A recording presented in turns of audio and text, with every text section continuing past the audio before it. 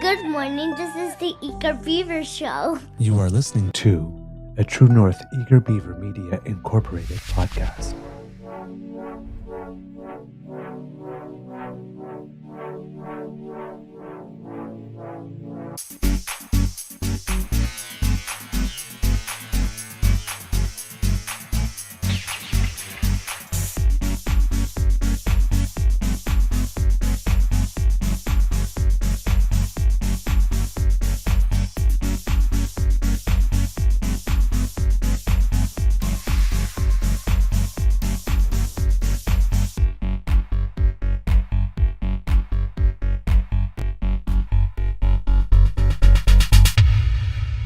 The True North Eager Beaver podcasts are proudly brought to you by our founding sponsors, the Miss V Mysteries from Corvid Moon Publishing, your source for science fiction, fantasy, and cozy mysteries featuring a broad diversity of characters. PsychicTarot.ca, book your tarot reading and unlock your spiritual journey. And the Pepper Master, hot pepper sauces made from farm-fresh ingredients to thrill your taste buds and expand your mind.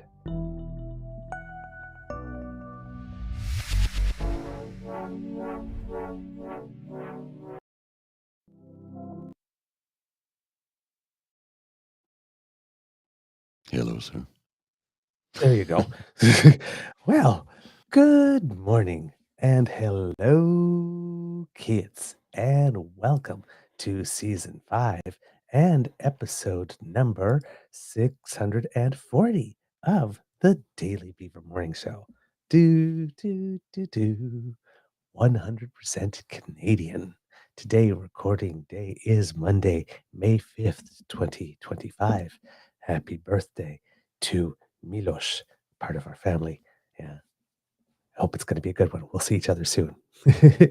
And, well, it's a nice day here at the Beaver Lodge. A little gray, but, weather's nice.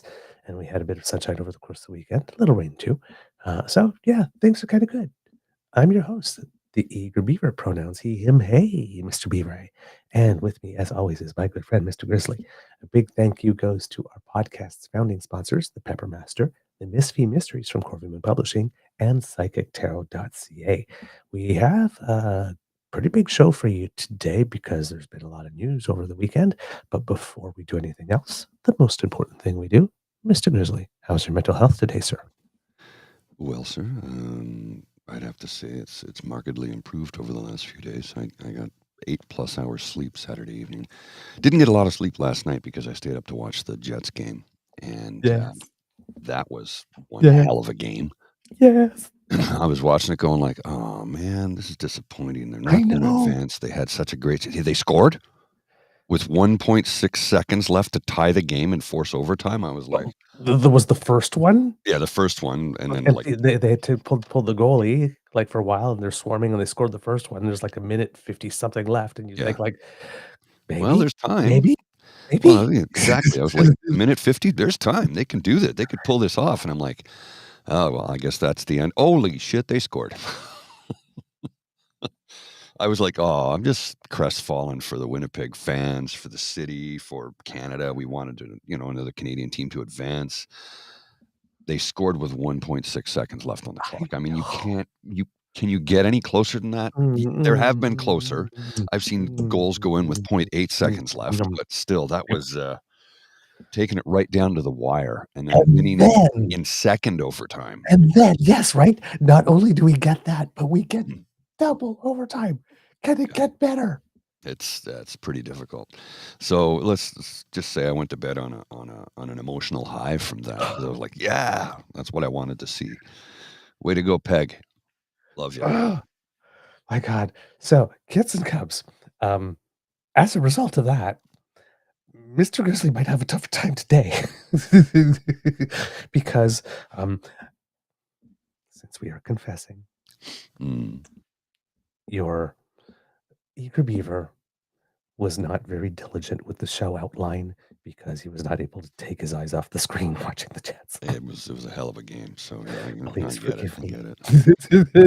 get it. I'm not much of a Catholic, but Well, I don't know if you saw the rantings and ravings of the orange shit stain south of us, but this weekend he just went crazy. Once again, he wants to reopen Alcatraz as an actual functioning prison. Because yes, that's big enough to house all the inmates that he wants to put in there. right? And now the other one, that I'm looking at this right now, I'm like, you've got to be kidding me. He's putting he says, I'm authorized through the Department of Commerce and the United States Trade Representative to immediately begin the process of instituting a 100% tariff on any and all movies coming into our country that are produced in foreign lands. We want movies made in America again. Again? When were they? Isn't like movie making like the American art form? It's still the vast majority of Hollywood films are produced in Hollywood.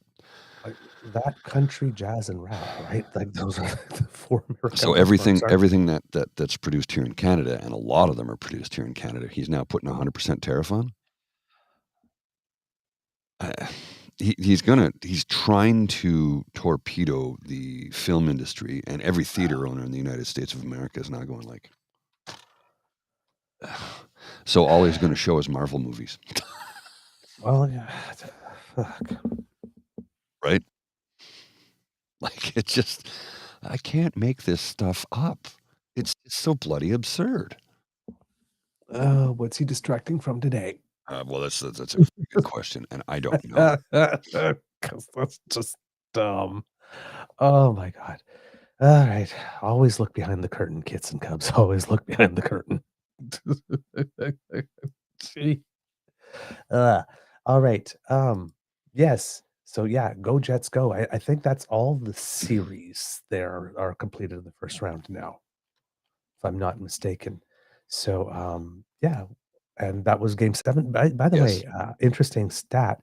I think that was the 200th game 7 in Stanley Cup history, and I think it was the 50th game 7 that had gone into overtime. Oh, okay. Yeah, just random facts. A lot of people listen to the play-by-play. I tend to listen to the color commentators. I can see what's going on the ice. So yeah, I believe that is the end of all the first Yes, it round is. Yeah, series. they were the last two were Dallas and was it Colorado? No, Dallas and anyway, Dallas advanced. Yeah. And Winnipeg advanced. Those were the last two of the first round. So round 2 starts tonight, and I believe it's Toronto Tonight, and Florida. yeah, they just jumped right. Tonight. Yeah, Totally Toronto and correct. Florida tonight. 7 p.m. I believe is the start. No, 8 p.m. is the start time, Eastern. There you That's go. a late start time for Toronto, Florida for Eastern time zone. Why are they starting at 8? There must be something else going on that I'm not aware of. My guess would be prime time ratings. Probably. That case. Yeah. Just in this instance, that would be my guess, because 8 to 11 is a prime advertising dollars. Mm-hmm. Yeah, and it is kind of the big thing going on, especially if it's Toronto. Canadian market. It's the largest hockey market in the country. I don't know what I was just about to say there. Jumping up. Hocket marky? Yeah. Well, that's not those, Paul, those aren't words. They're not words. See, I'm so dyslexic, I even screw up the words that I'm saying in my head. Hocket marky? What? Pocket marky. Okay, now you're getting a little close. Again, it's a family show. Ah, man. Okay. I have a terribly dirty mind. Okay. No, that's cool. So just before we dive in here, I wanted to briefly touch on, I put a short out on, I think it was Friday. No, was it Friday? I don't know when I put it out. It was about Wexit, right? The West wants to exit. And it was a clip from an episode where, it must have been the Thursday episode, where we talked about how they can't leave because of treaties, et cetera, et cetera, et cetera. And a lot of people in Alberta are going, "Oh, there's not nearly enough Indigenous people to vote again." It's like you miss the point. You're missing the point. These are federal treaties with the Crown that were agreed upon before Alberta existed. You have no say. Right. And I'm reading from somebody I follow on the Twitter, Kristen Raworth. So many people seem confused about the treaties in First Nations lands. So let's make this very clear. First Nation land is under federal jurisdiction and governed by a relationship with the Crown. Alberta doesn't get to just separate and take an Indigenous land with them. And a fun side note, a good chunk of Indigenous land is in the north, is the oil fields. So have fun with independence without that. Right. They're like, I know that there's a lot of this stuff that comes from accounts that are, I call them trash accounts, right? The ones that are created, for that purpose, to get you into the loop and just like put out constant like dumb stuff out there. But there's a lot of people that genuinely do not understand this. And I mean, I guess why would they, right? Because one, they've never been exposed to it and nobody told them that it was important enough for them to care. So, but these are some fundamental truths about our nation, right? And I keep on seeing these conversations, and even gotten one, a very short exchange with someone that I'm going to read parts of it because this is the thing that happens here. So a guy named Thomas Watson, good account, really recommend it. Thomas Watson CD says, "I'm impressed at the number of people who are now experts on treaties 6 and 7 this week after having no idea what they were last week." Which brought me to thinking, back to the convoy days and the pandemic days, right? So I'm going like, first they were epidemiologists, then they were public health experts, then they were vaccinologists, then they were constitutional legal scholars, then they were gender biology and climate experts. Now they know more about Indigenous treaty than Indigenous nations. Yes. And then the sky cups, clearly no one cares about the treaties, right? Except the Indigenous, which is a big fucking deal. Oh, and the Crown. Yes. Then comes back, not really. That's the point. Okay. So you're one of these people. Yes, really. Wishes are not facts. Yeah. Everyone hates on Alberta. Break out the violins. So Alberta says, okay, we can leave. And now everyone's like, no, you can never leave because of the Indians we literally never care about. Right? Right. Because the Constitution doesn't care about whether we care about Indigenous people. It only cares that we do right by them, whether we care about them or not. Or, in other words, that we respect the terms of the contract. The above is true regardless of everyone hates on Alberta. And then you get the thing, regardless of that. No, there is no regardless of that. No. That's where it ends. That's all there is. That's it. Regardless it goes of that, no further. Right. Regardless of that, Alberta will find a way. This will be a long, drawn-out, expensive situation, but to sit here and think any of that is going to matter is laughable. You can have your referendum, but you can't go anywhere. No, Alberta won't. Not wanting to admit the Indigenous reality is the reason Harper Conservatives couldn't get an inch of pipeline to Tidewater built. Correct. It will matter way more on this because it's the only thing that matters ultimately. Wishes are not facts, but hey, believe in your dreams. You need to pull your mic a little closer, sir.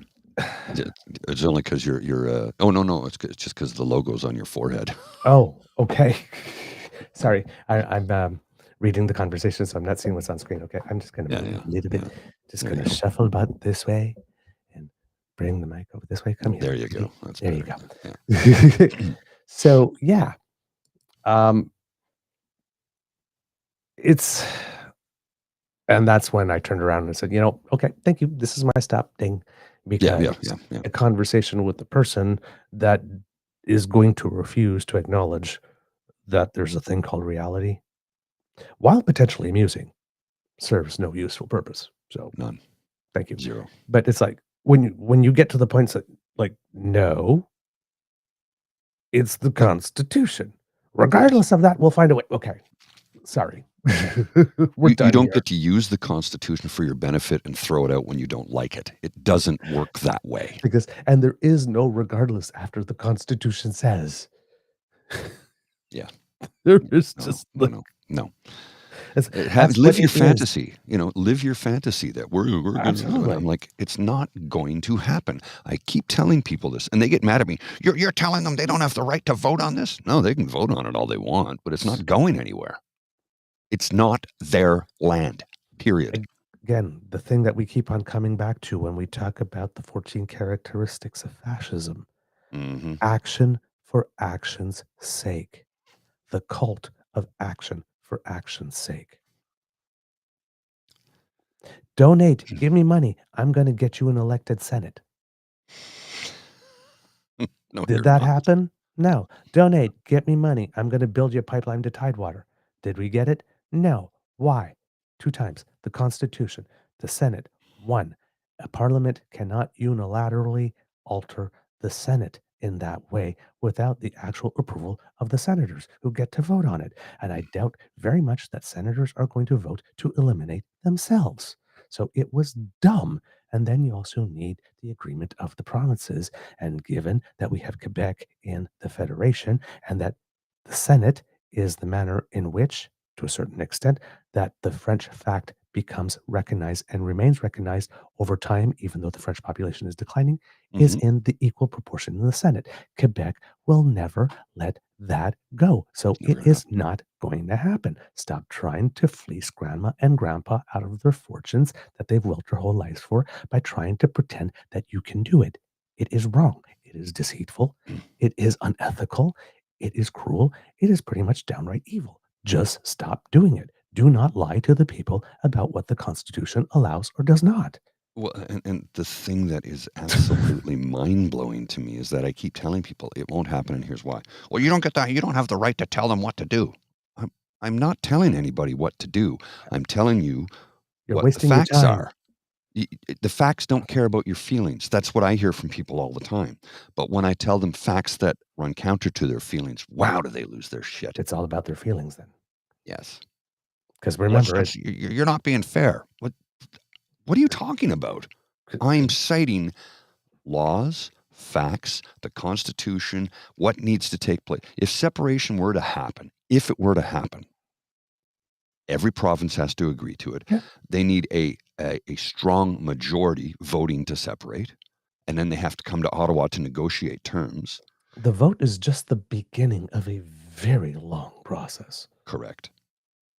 And again, you need every treaty to be signed off on to say, yeah, you can go. That's not going to happen. It's just not going to happen.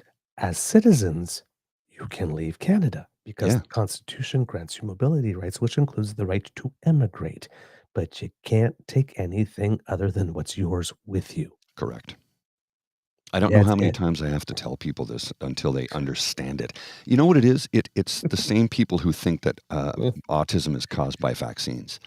They believe it. Yes, but they believe it in their soul, but they don't care what the facts are. And you can show them every single fact, every single legal precedent, and they don't care because they want to believe what they want to believe. But in this specific case, right, beyond vaccines cause autism and all that kind of stuff inside.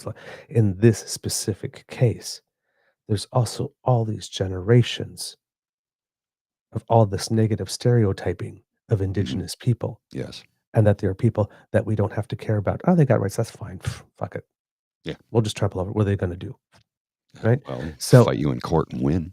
Yeah, I know, but that has been the attitude for so long. It's like, and it only after repeatedly losing in court are some people now started to talk about, reconciliation, including people in from the beginning and maybe some profit sharing and that type of stuff. But that was after spending millions and millions and millions and millions of dollars on lawyers and losing time after time after time again, because it is a fundamental, foundational truth of this nation. You're not going to make it disappear. It's what we are built on. It's like living in a 3-story house and pretending you live in a bungalow. Yeah. You don't. You don't. I'm literally at my wit's end with some of these folks. It's like facts don't matter to you, apparently. The facts don't care about your feelings. Folks really get upset when their feelings get hurt by the facts that disagree with their alternative. But you have to remember, choices. Paul, you have to remember, Mr. Grizzly, it's fuck your feelings. Oh, right. You are correct, sir. Yeah. I forgot about that. Yeah. My feelings are important. You got to spend all of your time managing. Yes. But fuck yours. Want to have it both ways, I see. Okay. Yeah, okay. All right. Yeah, no, yeah. You're correct. Only the feelings of the real Canadians matter. Yes. Because the Indigenous are not the real Canadians. So, oh my God. I mean, I don't want to say that Indigenous are Canadians. They don't see themselves that way. But you know where I'm going. Oh yeah, no. I understand the Toronto Marathon was this weekend. Yeah, apparently the marathon was this weekend, and this was spotted at the marathon. Yeah, this one here. Yes. If you lose today's race, just run again in Alberta. Don't worry. Don't worry. Be happy. I'm like, oh, that's just a piece of you brilliance can run right again, there, my friends. In Alberta. Don't worry, keep running. When you lose your vote in Carleton, don't worry, you can go back to Alberta. So don't worry. Boop, boop. Apparently, it's AI. Boop, boop. That Keep song. running. Boop, boop, boop. Apparently, it's AI, but either way, it's still funny. I love it. It's perfect. That's fine. Well, I mean, this is proper use of AI to create funny art. We and I saw a thing on, was it the CBC? I think it was on the CBC where they were interviewing people. It was just a clip I saw online, interviewing people in that riding in Blackfoot. Is it Blackfoot Crow? Where Pierre wants the name of that. Let me take the a by-election. Anyway, there was people who are saying, we don't want him here. We didn't vote for him. We don't want him here. We voted for the incumbent because he's a good MP. We like him. And people are genuinely pissed. They don't like Pierre Poilievre. Well, they don't. The real grassroots are not all keen into parachuting people in. No, they're not. And this is the thing. He might not win this by-election. It's entirely possible he could lose because people are angry about it. Yes. I'm not sure if they're angry enough to, make him lose. I mean, after all, this is Alberta and 82%. But it does create an interesting situation. And straight from the Department of... you didn't think that through, did you? The guy who gave up, was coerced to, voluntold, induced, whatever word you want 6 to months use from his pension. there. 6 months from his pension. And right there, that says a lot about the Pierre, right? Because he's had his pension since he was 31. But hey, out of all the seats that there are in Alberta that I could run, is there a person that will, a seat that I can run that's pretty darn safe, that you could telegraph is safe, with some guy who maybe already has their pension? Maybe? But no, thank you. I need a few more years to keep on topping up mine. So even though you've won this seat 3 times now, and you've done all the work, and now, of course, the parentheses that, I mean, it's a shoo-in seat. You could probably put a flag on a blue rock and they'll win. But the guy there, Kirk, legit did the work. He did. To win the seat 3 times like this. And like you said, seemed to have been liked by his constituents, given he has been returned for the 3rd time. This guy comes in, and says, yeah, you know what? Thank you so much, and give up your pension for me too. Thank you. Because there isn't a whole seat in all of Alberta which I own, in which I could also be safe and maybe not affect somebody who has a pension. Because remember, it's not Canada first, right? It's me first. Me first. And it's Pierre. And we're seeing it here. Oh, yeah. Yeah. It is, I lost, but I feel entitled to be in the house again. I feel entitled to get a do-over. I want a participation trophy. Well, and folks were screaming, "Oh, Mark Carney's going to hold this up." He's like, he can run right away. I'll call the by-election in 30 days. Yep. He can't do anything for 30 days, right, after the election. Yeah. But Well, he has to make sure that all the audited returns are done. Correct, right. As well. So he can call a by-election as soon as possible, and he said he would. Yep. So it'll be interesting to see what happens here. Now, I've heard people suggest Justin Trudeau should run as the Liberal candidate in that riding. And Jagmeet Singh should run as the NDP NDP, candidate. and Jonathan Pedno as the Green. And hey, let's make it an all Maxim. leaders affair with Maxime from the PPC. Maxime from the PPC is petty enough to do it. Oh, yeah, he is. Yeah. I actually stirred the pot a little bit. I sent him a little tweet, said, "Hey, Maxime, you're the one that said that the Conservative Party was intellectually and morally bankrupt. Well, it doesn't get corrupt. It doesn't get more intellectually more corrupt than this guy. Mm-hmm. Are you in?" Yeah. Give it a go. Hey, Give it a go, mate. Lance, mon frère. Tell you what, Maxim, you run in that riding, I'll support you. I'll promote you, man. Damn. But yeah, I mean, he's parachuted in. Some people don't like it.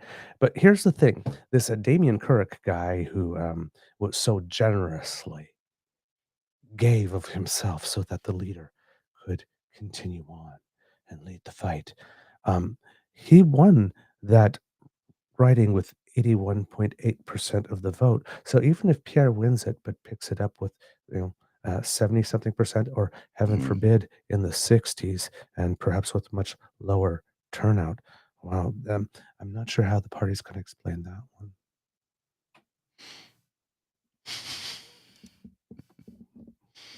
You wanted to run and get in so badly, you didn't think about what would happen and what would your narrative have to be after you won. Well,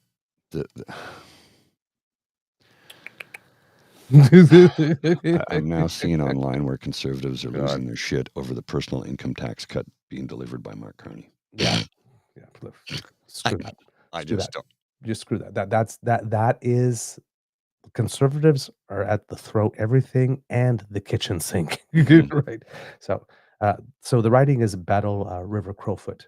There. River Crowfoot. Yeah. Battle River Crowfoot. Battle River Crow. I thought it was Blackfoot Crow. And again, I cannot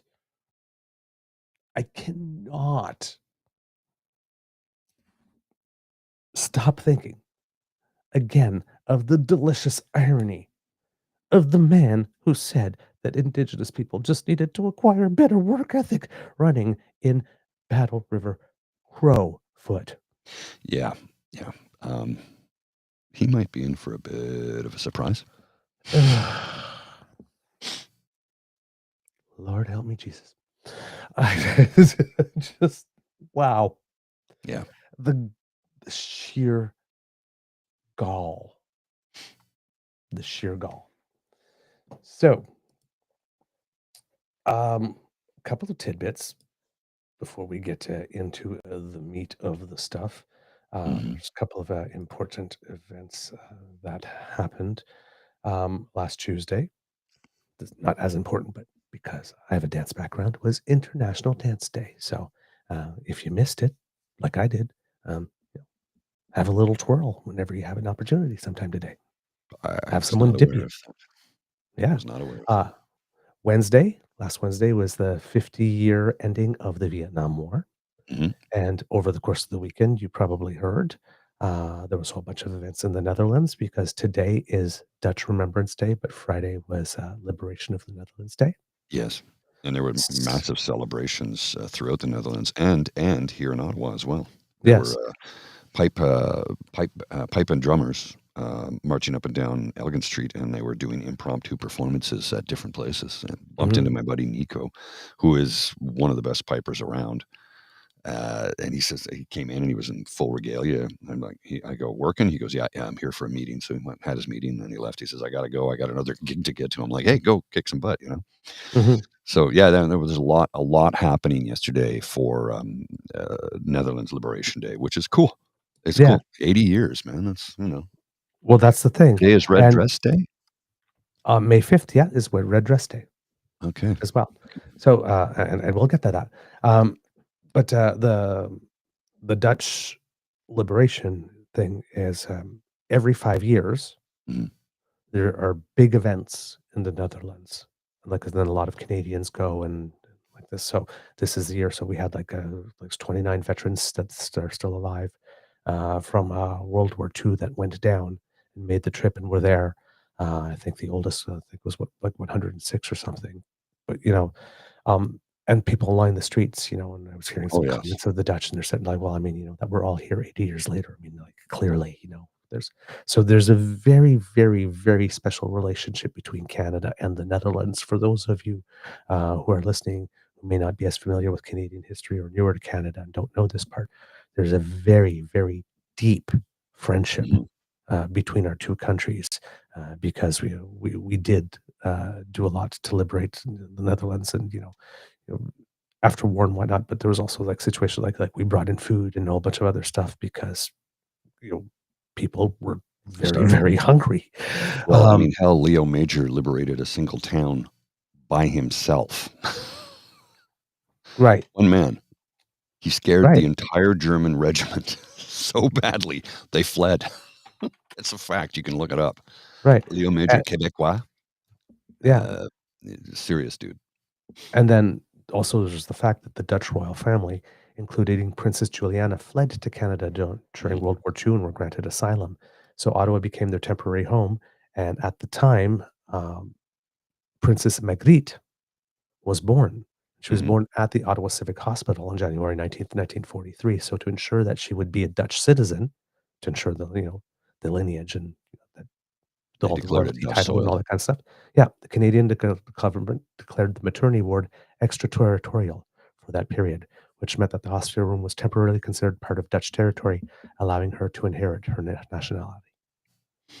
I thought it was the Grace Hospital she was born at, not the Civic. Yeah, at the Civic. Oh, So, okay. Oh. and then every year, and as it's coming up right now, we have the Tulip Festival Mhm. in Ottawa Starting very uh, soon, actually. very soon, May 9th to the 19th. And the festival features over 300,000 tulips blooming along the Rideau Canal. And that's it's a celebration of our ties of tulips and, of course, our ties to the Netherlands Mhm. because we received, there was a time back in the day where tulip bulbs were actually very, very big currency. Because that Uh, changed yes. right over time. But the Dutch, I think, gave us a huge gift of, I think it was like 50,000 tulip bulbs, Mhm. I think, and then we started planting them, and then, just that just became a thing. It just keeps Well, going. uh, well, the wow, I lost my train of thought there. Sorry. That's it happens to me so often. It was right there. I'm like, and then I get distracted. I was like, squirrel. Literally, squirrel. Yeah. So, Yeah. tulips, tulip bulbs. You plant it; it blooms every year. The Yep. flower is very short lived. It's like Yes. literally a few weeks and then it's gone. But Yeah, and if it comes out when it's really hot, it doesn't last long. It just comes out and that's right. just wilts. They do bloom every year. Once you plant the bulb, it's Yep.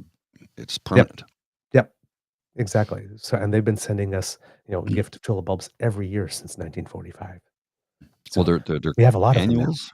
Are they annuals or perennials? I think that would be an annual, right? An annual, I think, if they come Yeah. back, yeah, if I I'm not can't remember the mistaken. terminology. Perennial means forever, and it kind of is forever, but they only bloom once a year, and it's Once. for a short time period, and then they're gone. Last year, the last day of the tulip festival, Bridget and I went out for a wander, and most of the tulips were wilting and dying at that point because it got really hot Yeah, very yeah, quickly. indeed. So yeah. We've had the perfect spring so far for tulips. For The tulips, cool yeah, and absolutely. yeah, Yeah. so, hopefully, if we don't get a big spike up in the heat, it'll be very nice. It'll be perfect, Well, my viewing. buddy has a few that grow just in front of his porch. He's got hostas and tulips, and the tulips are just starting. They're like the stem is there, and they're getting ready to flourish or flower, I guess you could say. But he says, yeah, that they won't even fully flower. The rabbits will eat them. There's Mm, rabbits and raccoons, and they eat them. indeed. Yeah, So, Tom's saying I thought bulbs were perennials. I think they are. Yeah, okay. Annual is 1 year only, so yeah, tulips annual, are okay. perennials. We They had come them up we had every them year. flipped then. Thank you. Yeah, thank you. So we had Dutch Remembrance Day and all that kind of stuff. You saw a lot of stuff on your TV. That's what was going on. So if if you're interested in Canadian history, that's a part of Canadian history that's really interesting to read about because it shapes a lot of our character and what we believe about ourselves as a nation. Yeah. Also, over the course of the weekend, and we have our friend Aussie Pete here in the chat, the Australians had elections, and their elections, short version is it was very similar to ours. Mhm. Apparently, their Conservative Party was in the lead, and then Trump kind of happened, and then kind of blew the lead, and their Liberal Party, their Progressive Party, which is not called the Liberal Party because in Australia it's sort of like British Columbia. The Liberal Party was actually the Conservative Party, so the Right. Liberal Party lost, which is the Conservative Party. And Mr. Albanese, who is the incumbent prime minister, who looked like he was on his way out, got reelected. And in Australia, the leader of the opposition also lost his seat. Don't know if he's trying to get it back again the way Pierre is. But I saw some tweets coming around after that, like some Australians going, Canada, we copied your homework. Sorry. And it's like, no, no, no, no, no, no. Don't be sorry. Because not only did you copy our homework, but you did better on the test because you guys crushed the Conservative opposition by giving the incumbent a majority, whereas we left our Conservative group with an escape hatch. So, congratulations, Australia, for understanding the assignment. Aussie Pete says, no, ours is called the Labour Party. That's Labour, not Labour. Labour has a U in it. Being pedantic. That's the Labour Party. Yes. Yes. So, come on, you know I was going to say that. Yes. You know. And my friend, if you have anything more to say about the election, please, please, please, please, please, we'd love your point of view on it. But yeah, so Australia understood the assignment fully, like this, and saw the opportunity to crush its opposition, had its boot on the neck, and actually pressed. We opted not to press. In typical Canadian fashion, we're too nice. So, but yeah, Australia did that. Also, over the course of the weekend, and I know this because my beaver sweetie happens to be Romanian, there were elections in Romania. If you remember correctly, last time we checked in on the elections in Romania, they have 2 rounds. They have the first round, sort of like in France, where all the parties are competing, and then the top 2 go for a runoff the next week. Well, the first time they had the first round, they had this guy named, oh God, Kalin, I can't remember his first name, who ran a very interesting campaign in that most of it was online. Yes, and then he won the first round, and then there was a second candidate that was there. Her first name was Elena, more from a more sort of independent party, because there seems to be a down with the establishment mood in Romania as well. But then it was determined that some things happened in that first round election, and the results were annulled. So they had the first round again. Now it seems somewhere in there, the party that was led by the person that finished in second place decided that they would have a better chance with someone else or something. And there was some upheaval of some kind, but it created that fact that she decided that she was still going to run, and there was an independent candidate, Nicor Shudan, that came up, and it looked like there was going to be a vote split. The person that replaced the guy that was booted because he was annulled and wasn't allowed to run again is another very Trump-like person. And again, you look at the face, like the hard face, and like this, like direct from central casting, right? So very pro-Trump. Can't tell right now. My beaver sweetie couldn't tell if he's like really pro-Russian because there's a thing between Russians and Romanians. It wasn't the same type of communism, but definitely anti-EU and pro-Trump. And then there's all the other parties. So they had the first round of voting, and it seemed that a coalition of establishment parties had managed to get its way into second place, meaning that the lady who was leading the party that finished in second place was not going to get her shot. So she actually won her shot in that election, but because the other team screwed up and there was another runoff. Now she's not going to get it. A couple of months passed by. The vote split made it such that it looked like the establishment party would get the second slot, which made everybody nervous because given that there's an anti-establishment mood, that would increase the odds greatly that the pro-Trump candidate would win. Right. Well, the vote came in like this, and I think it was like by 0.5% or something like that. The independent candidate got just ahead of the establishment coalition. So it'll be a runoff between the independent candidate and the other one. And the parties that finished second, third, fourth, and fifth in that race are all on the same side of the political spectrum. So even though the pro-Trump candidate got 40% in the first round, it looks like it is going to be very, very, very difficult for him to reach 50 in the second, a bit like what happened in France, that people might come together and all that kind of stuff. But it seems if you look at the parties, so by 0.5%, and a lot of that was expatriate vote from Romanians living outside of Romania, but also living outside of Europe. Because remember, they have the Schengen zone.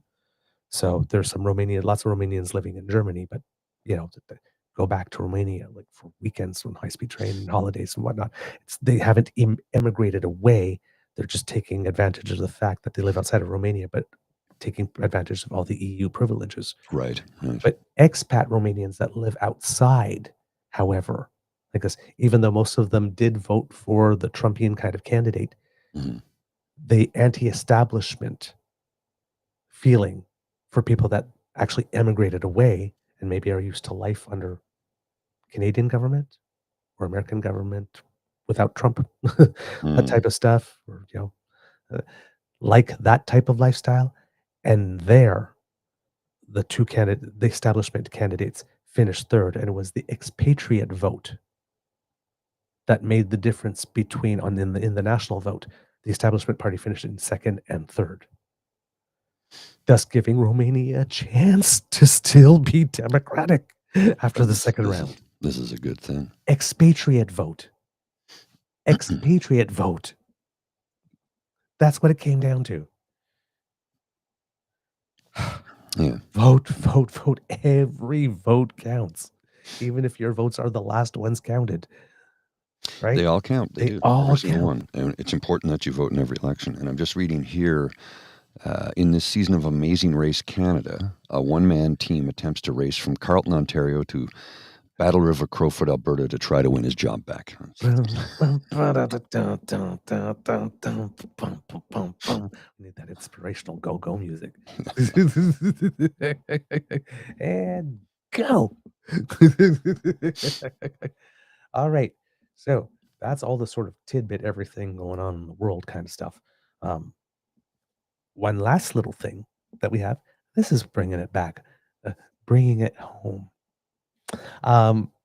We had another flip in the seat count. Yes. So when we left you on Friday, we had a seat in the flip count that brought the Liberals down to 168.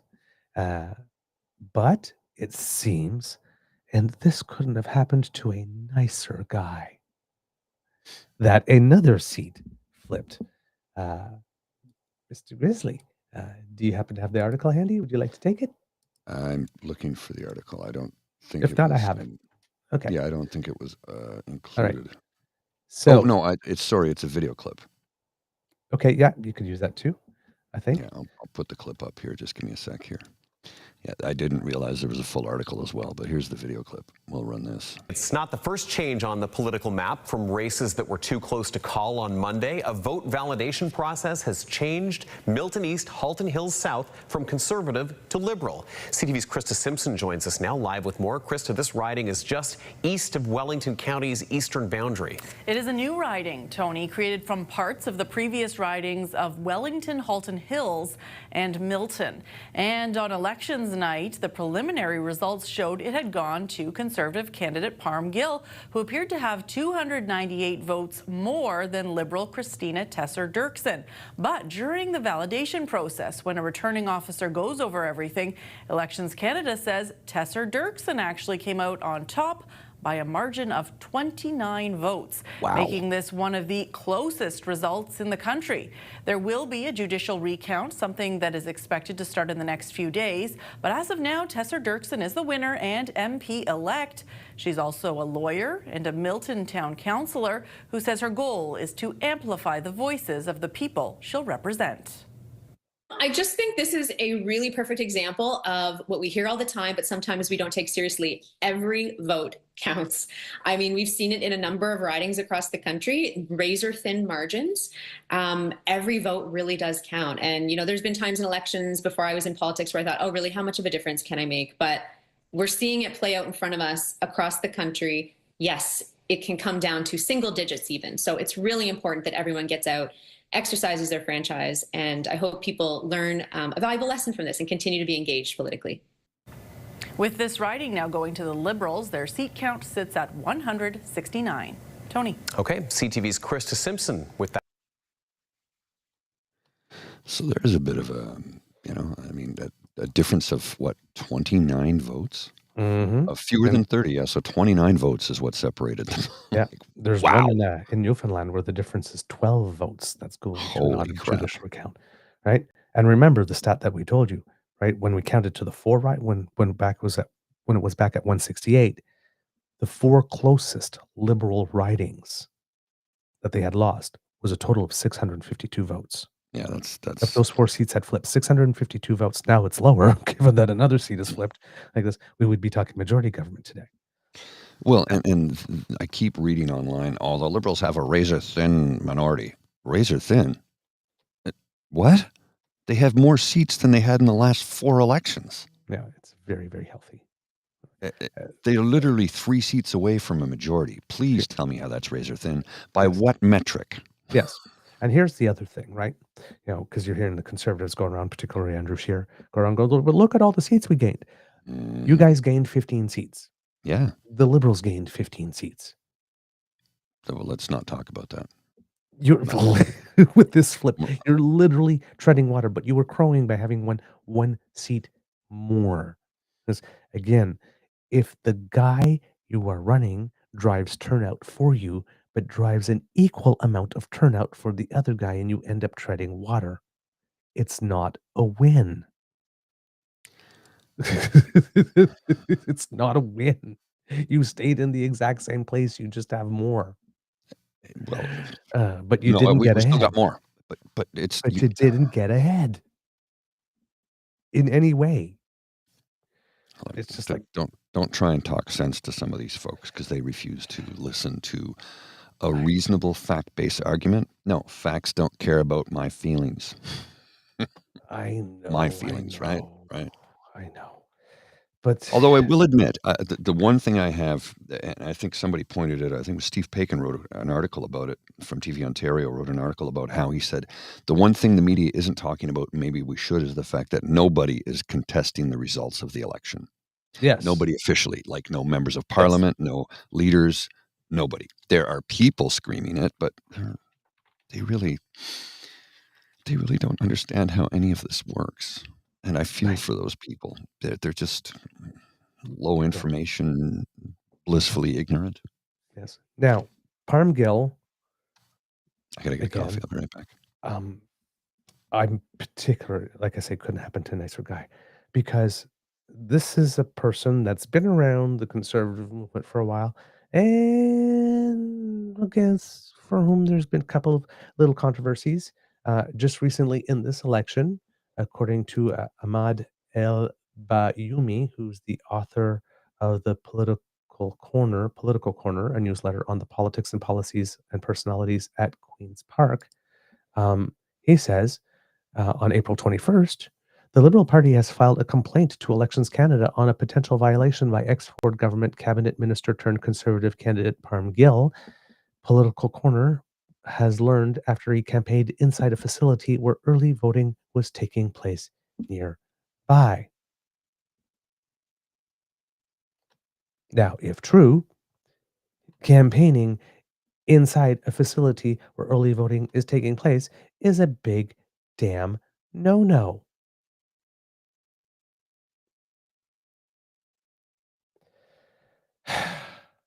Jeez.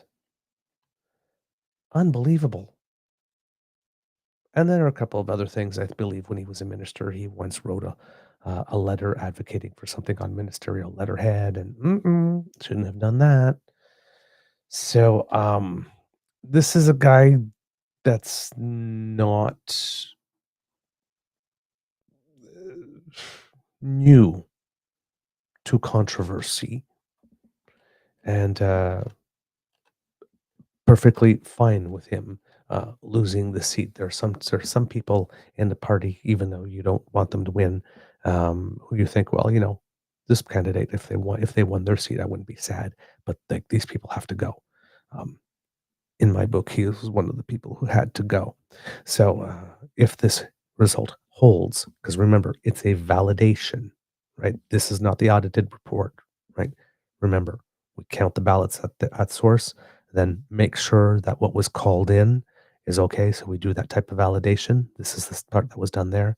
And then if the difference is less than 1,000th of the total votes cast, it goes to an automatic judicial recount. There are other thresholds by which candidates can ask for a recount, and you have to go to a judge and make the case, and maybe you'll get it or not. But these ones, 12, the one at 26 in Terra, this one here 26, Milton East, Halton Hills South, Terra Nova.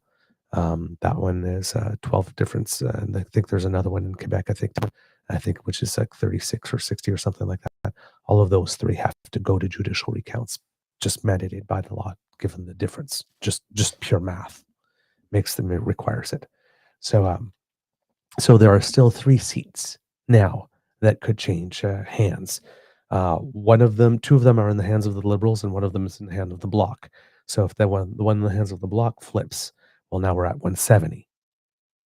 Again, now we're 2 away. So, and if we're 2 away, Elizabeth May is already on the record as saying that she would definitely be happy to take a position in cabinet and keep her official green identity. So that would make 171. Mm-hmm. And as we mentioned on Friday, Mélanie Joly is working Monsieur Boulris, who is the only NDP MP in the province of Quebec, to make a jump. Now, maybe Mr. Boulris would be interested in being the new leader of the NDP as well, because of all the current MPs, probably him and Jenny Kwan would have the best shots at it of the 7 that have been elected. But there might be people coming in from elsewhere to try and get that prize, like Avi Lewis and maybe Rachel Notley, and maybe who knows, right? Heather McPherson, I believe, seemed to indicate that she might be also interested. Okay. However, I saw an interview with her that gave me the sense that maybe she hasn't yet, not saying that she won't, but hasn't yet fully admitted some of the reasons why they lost and some of the changes that they need to make as a party going forward. But, right, this here, if that happened, that would be 172 right now. And we've also heard stories from certain journalists of Quebec CPC MPs who are not that particularly fond of Pierre. So the fact that Pierre had lost a seat maybe gave them a good, and now he's back might be like, oh fuck, and maybe one of them somewhere along the way. And remember, it doesn't have to be now, because I mean, it would be great if we had a functioning majority that would guarantee a functional government for 4 years and time to put in the plans and deal with Trump during his entire mandate.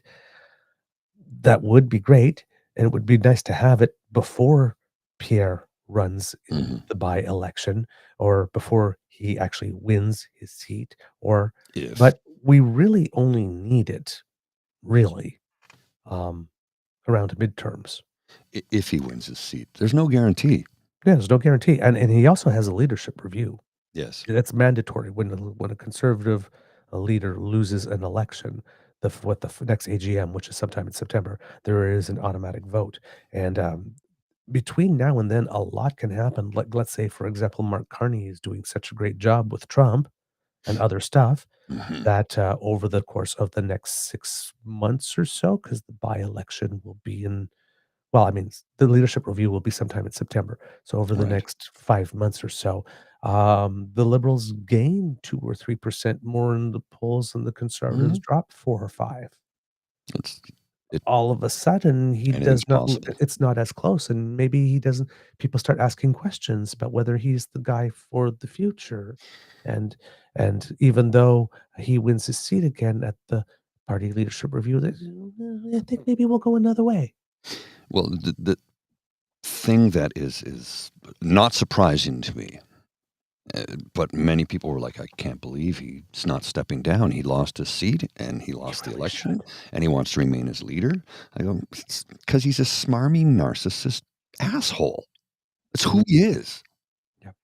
He is convinced you are stupid and he is smarter than you, and that he deserves that position. It's his. Yep. This is who the man is. It's who he's always been."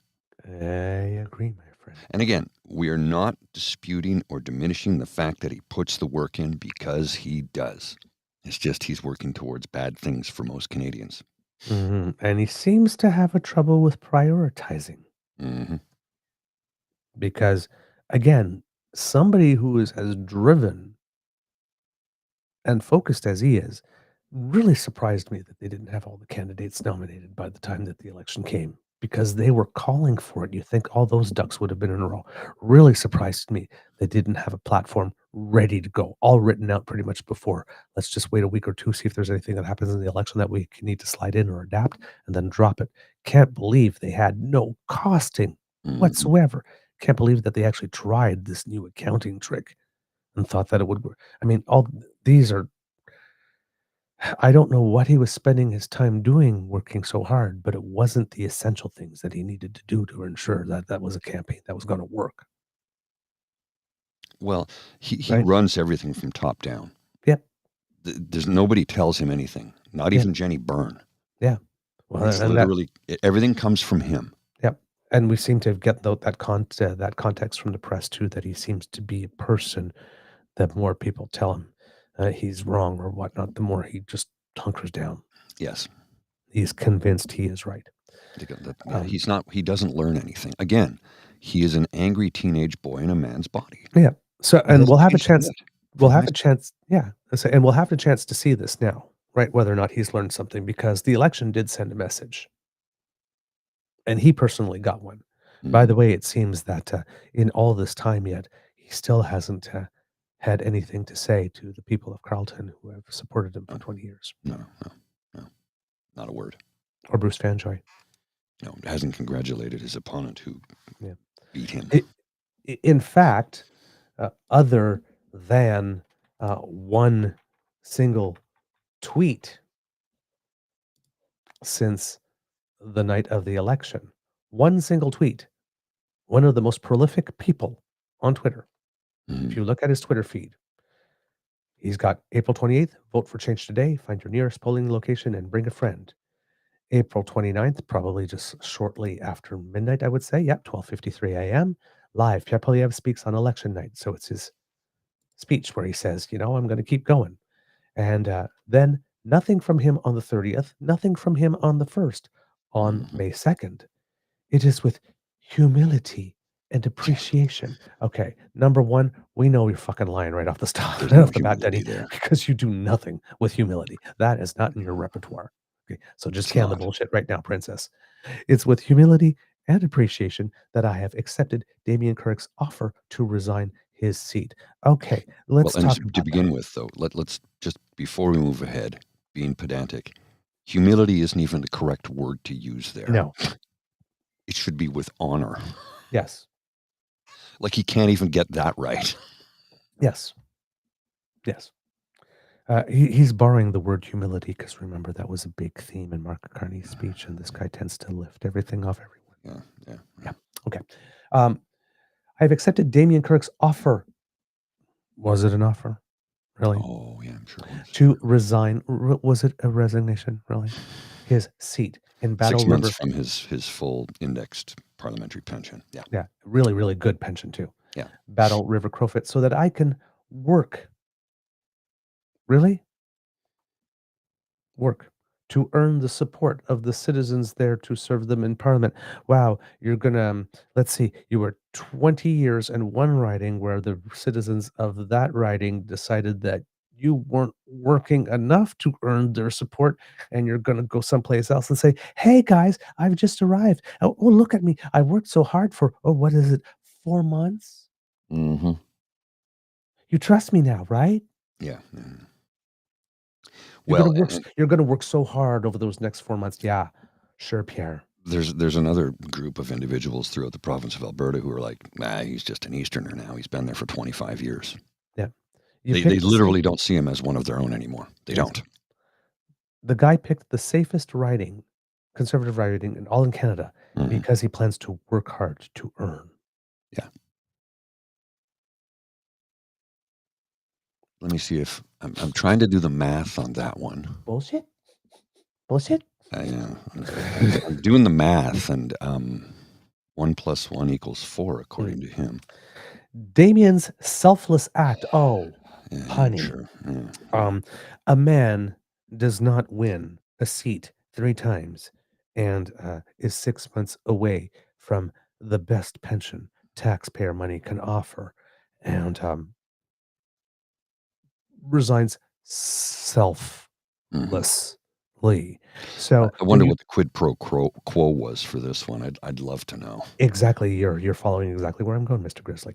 So this Damien Carrick's this offer, Skippy, air quotes, I guess, this selfless offer, um, we would we find it very hard to believe that he just called you out of the blue and said, "Hey, it's yours, and I don't need anything for it whatsoever." Or that you called him and said, "Hey, congratulations on winning your seat." And he just offered, "Hey, by the way, would you like it?" Because we're on the tweet calls. I'm just in my head. I'm hearing, "Hey, girl, Mhm. Hi, just how are you? wondering, could you give up your seat for me, for Daddy Pierre, Daddy Pete?" It's so nice to talk to you. How long has it been? Oh, Oh, never. 7 years. Oh, well, hey, remember that time 12 years ago? Oh, so good time. We had such a close time. Anyway, I was wondering if you could do me a favor. I'll make it up to you in the back Yes. end. Title of my next sex tape. I was waiting for that. I literally was waiting for that. I pitched it to you, and you just knocked it right out of the park. That was right across the plate, right in the sweet spot. Thank you. You were using a torpedo bat and hit a 500-footer off that one, man. Oh my god. Okay. Damien's selfless act to step aside temporarily as a member of parliament.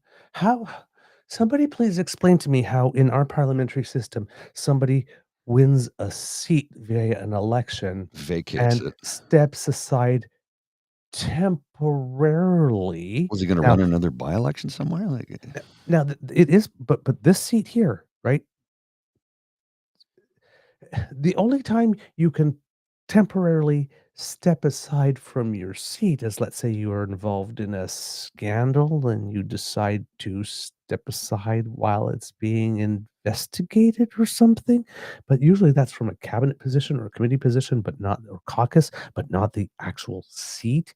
I don't know anything in our system where you can temporarily step aside from your seat to allow someone else to occupy it. And it's not like Pierre's going to turn around and say, well, okay, oh, well, I've been here for 8 months. It looks like I'm not going to have an opportunity to be prime minister again. So I'm not going to resign. Thank you for giving me your seat for a couple of months. And that you get to come back and occupy it automatically. Like you'll need another election to do it. where? So there is no temporarily stepping aside. Unless somebody else steps aside so this guy can run again in a different Wait a minute.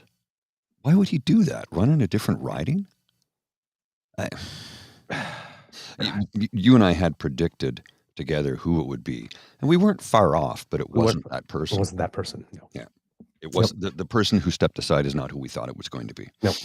We're not going to say who because it's irrelevant because they didn't do it, so it's not even worth mentioning. But yeah, it happened much quicker than I expected it. I thought it would be a few more days before that announcement. I knew the announcement would come eventually. I did too, and we'll find out because when we heard about Mark Carney's press conference, we'll talk about that. We get an idea of how the events happened, Mhm. and it explains why this was so quick. And it also adds color and texture to show just how desperate this is, because by virtue of how quick it is. Yes. Continuing on, Damien's selfless act to step aside temporarily as a member of parliament shows his commitment to change and restoring Canada's promise. No, honey. The change was that Canadians finally voted after 20 years to have a parliament without you in it for a change. If he steps aside to allow you to get back in it, that is literally the opposite of showing a commitment to change. It's keeping you where you were after people told you to get the fuck out. That is not a commitment to change.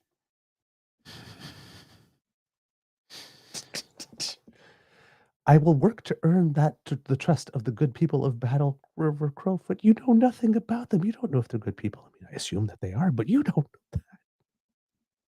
I will work to earn the trust of the good people of Battle River Crowfoot, and I will continue to hold the Liberal minority government to account until the next federal election, when we will bring real change to all Canadians. Yeah, that's what you've been saying for the last 3 years, honey.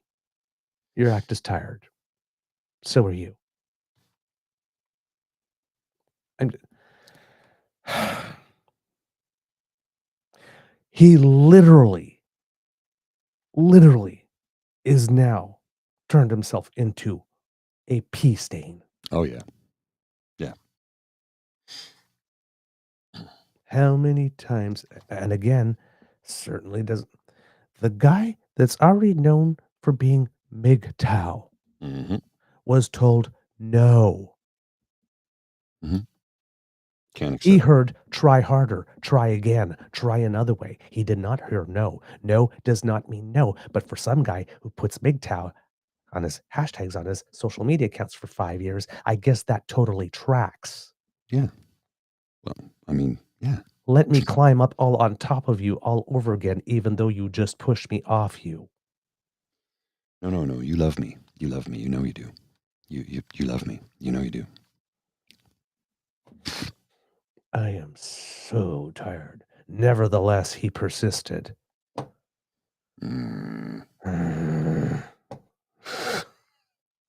Everybody told you to go. Oh, by the way, speaking of that one, funny one. I'm sure you might have seen it, but there's this picture of the something reporter that we sometimes talk about on the show, but try to talk about as little as possible, who promised that he would be leaving Canada if Mark Carney won. And well, it turns out he didn't lie. He did leave Canada in first class. Oh? Oh yeah, first class seating. Oh, you didn't see that? No, I did not. Oh yes, first class seating, and unfortunately, I'm signing out for a few weeks.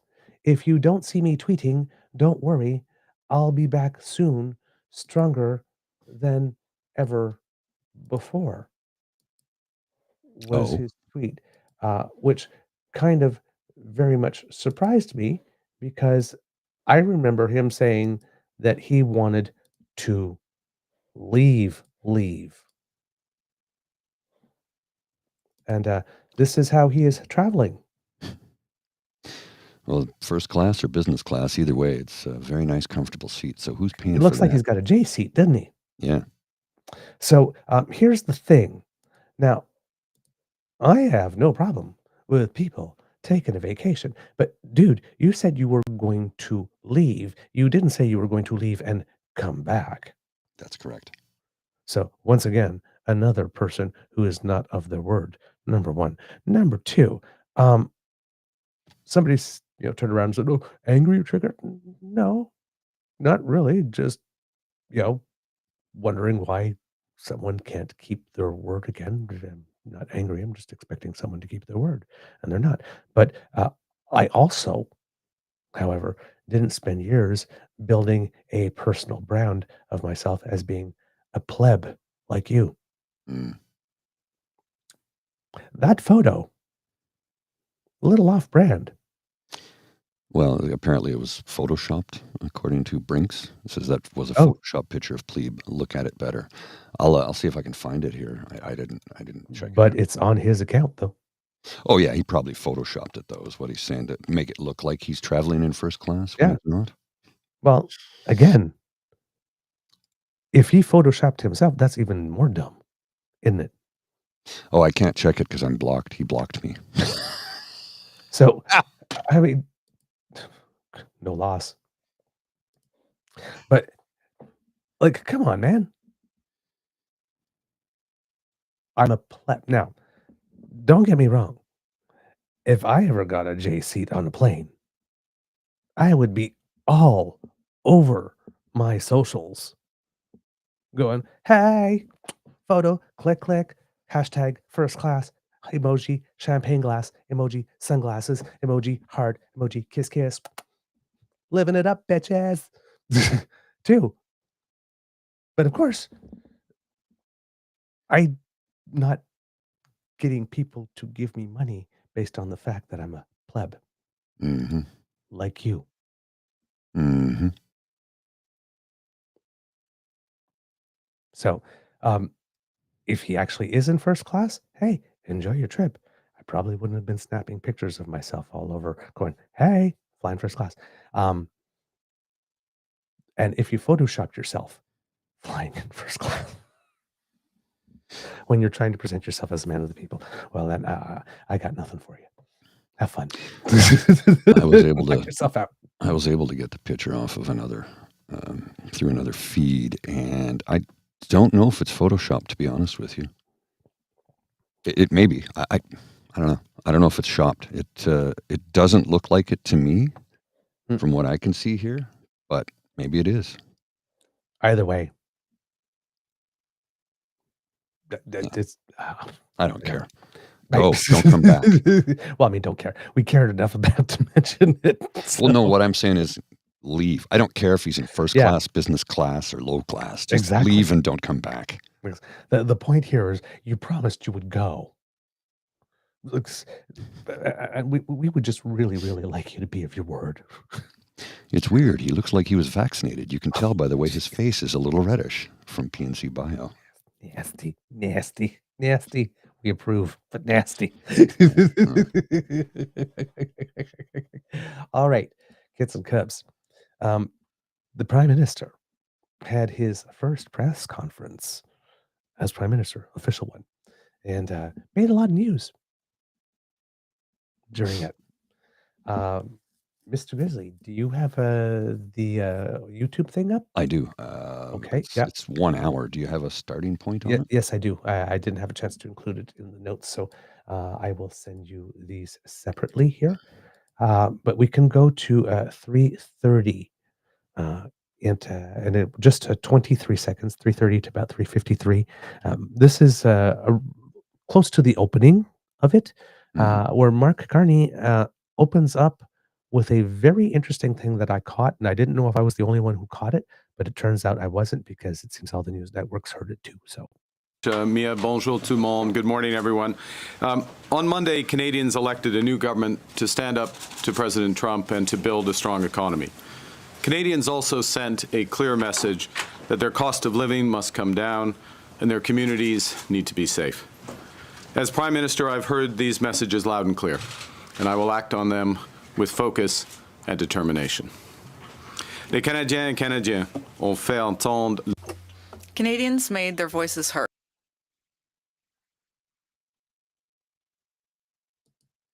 Hmm. So, yeah, I don't know if I missed something there. I don't know. What do you mean? Sorry, I got distracted, so I don't know if the clip actually said what I thought it was going to say. Sorry. Than ever before. The engagement of Canadians at rallies, on social media, and around the dinner table was very high. And while different visions were put forth by various contenders, we disagreed agreeably, and the leader of every party quickly and graciously accepted the results. At a time when democracies around the world are under threat, Canadians can be proud. All right. So, some good statements, right, about the strength of our democracy here. Some good boilerplate stuff, but some good context. We'll continue. Now he starts talking about working with others. Just a second. I got to bring it back because sometimes it takes a minute or two to reload for some reason. As I've been clear since day one of my leadership campaign in January, I'm in politics to do big things, not to be something. And now that Canadians have honored me with a mandate to bring about big changes quickly, I will work relentlessly to fulfill that trust. As I stressed on election night, I am committed to working with others, governing as a team in cabinet and caucus, and working constructively across parties in Parliament, working in real partnership with provinces, territories, and Indigenous peoples, and bringing together labor, business, and civil society to advance the nation-building investments that will transform our economy. Saying all the right things right there. Yep. Issuing all the olive branches. Let's work together. Let's work together. All right. In the coming weeks, I will unveil more of our plans to engage with Canadians as we embark on the biggest transformation of our economy since the end of the Second World War. This will be an incredibly exciting time as we take control of our economic destiny to create a new Canadian economy that works for everyone. We will begin to set out that new path for Canada with a new cabinet to be sworn in on the week of the 12th of May and the recall of Parliament on May 26th. We will have the privilege of welcoming His Majesty King Charles III, who will deliver Canada's speech from the throne on May 27th. Her Majesty the Queen will join this visit. This is an historic honor which matches the weight of our times. Je sais que beaucoup. So there was the first bit of news there. So it's confirmed. And again, as we mentioned on the show, and from the articles that I read and whatnot, it seems that the king is very keen and was very keen to do this. As you might know, the king has had a couple of issues with cancer, and his travel schedule is somewhat limited, but he made a point that he was going to come to Canada. The first place he went was Australia, his first out-of-country visit. Right. But this will be a second out-of-country visit since basically acquiring the crown, and it's going to be to Canada. And like I said, he made sure that there would be time in his schedule out of all the places that he can go to make sure that he would be able to do this one, is the word on the tweet. This one from Brinks. If you want to have a conservative have a meltdown, have a liberal leader act conservative. Right. Right. So what we're looking at here, like, remember when I said, like, this is a BFD. It's a really BFD that the sovereign is going to come to Canada to deliver the, what I call, IQ 47, watch your fucking step speech from the throne. Yeah, that's what it's going to be. It's like, I am the sovereign of this country, and I've come all the way from across the pond to sit in this chair to say, Canada is a sovereign country. I hope you're listening. Right? So that's the context that is going on here. He's coming to assert our sovereignty. Now, the Bloc and the Parti Québécois tried to make a big deal about that. Oh, we can't have to do that. Remember, buddies, on this one, you might want to temper Yeah. your opposition because he is here to assert both of our sovereignties. Correct. And the king, if you've been paying attention, seems to be particularly moved by the Indigenous issue. Yeah, he's not messing around when it comes to that. So He he's really probably here to assert all three isn't. of our sovereignties here. Because remember, if Quebec was an independent country surrounded by all of us, including Canadians, that had no obligation or duty to the French language or culture, we're talking about a whole different threat to Quebec's sovereignty. So by asserting all of Canadian sovereignty, including Quebec sovereignty, including sovereignty of Indigenous peoples, even though it's not to the king to assert the sovereignty of Indigenous peoples, but he can certainly say there and go, as monarch, if they assert theirs, I'm standing with them. Mm-hmm. Gonna have to go through me as well, which I think he's prone to do. I have to go in a minute here. Yeah. These things matter. These things matter. All I'll right. play the next clip and then I got to roll out. Okay. On Tuesday, I had a very constructive call with President Trump, and we agreed to meet next Tuesday in Washington. Our focus will be on both immediate trade pressures and the broader future economic and security relationship between our two sovereign nations. My government will fight to get the best deal for Canada. We will take all the time necessary, but not more, in order to do so. In parallel, we will strengthen our relationships with reliable trading partners and allies. Canada has what the world needs, and we uphold the values the world respects.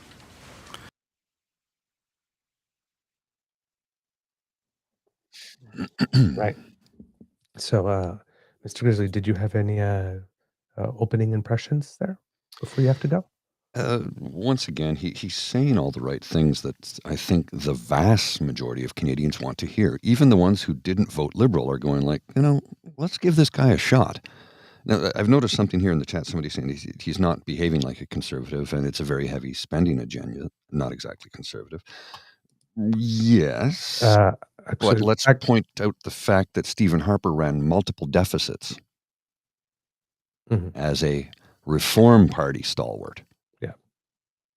So, conservatives have been known to spend a lot of money, usually not to the benefit of the average citizen, though. Yeah. That's the difference. And That's then the difference here. and that there's behaving like a conservative, capital C. Mhm.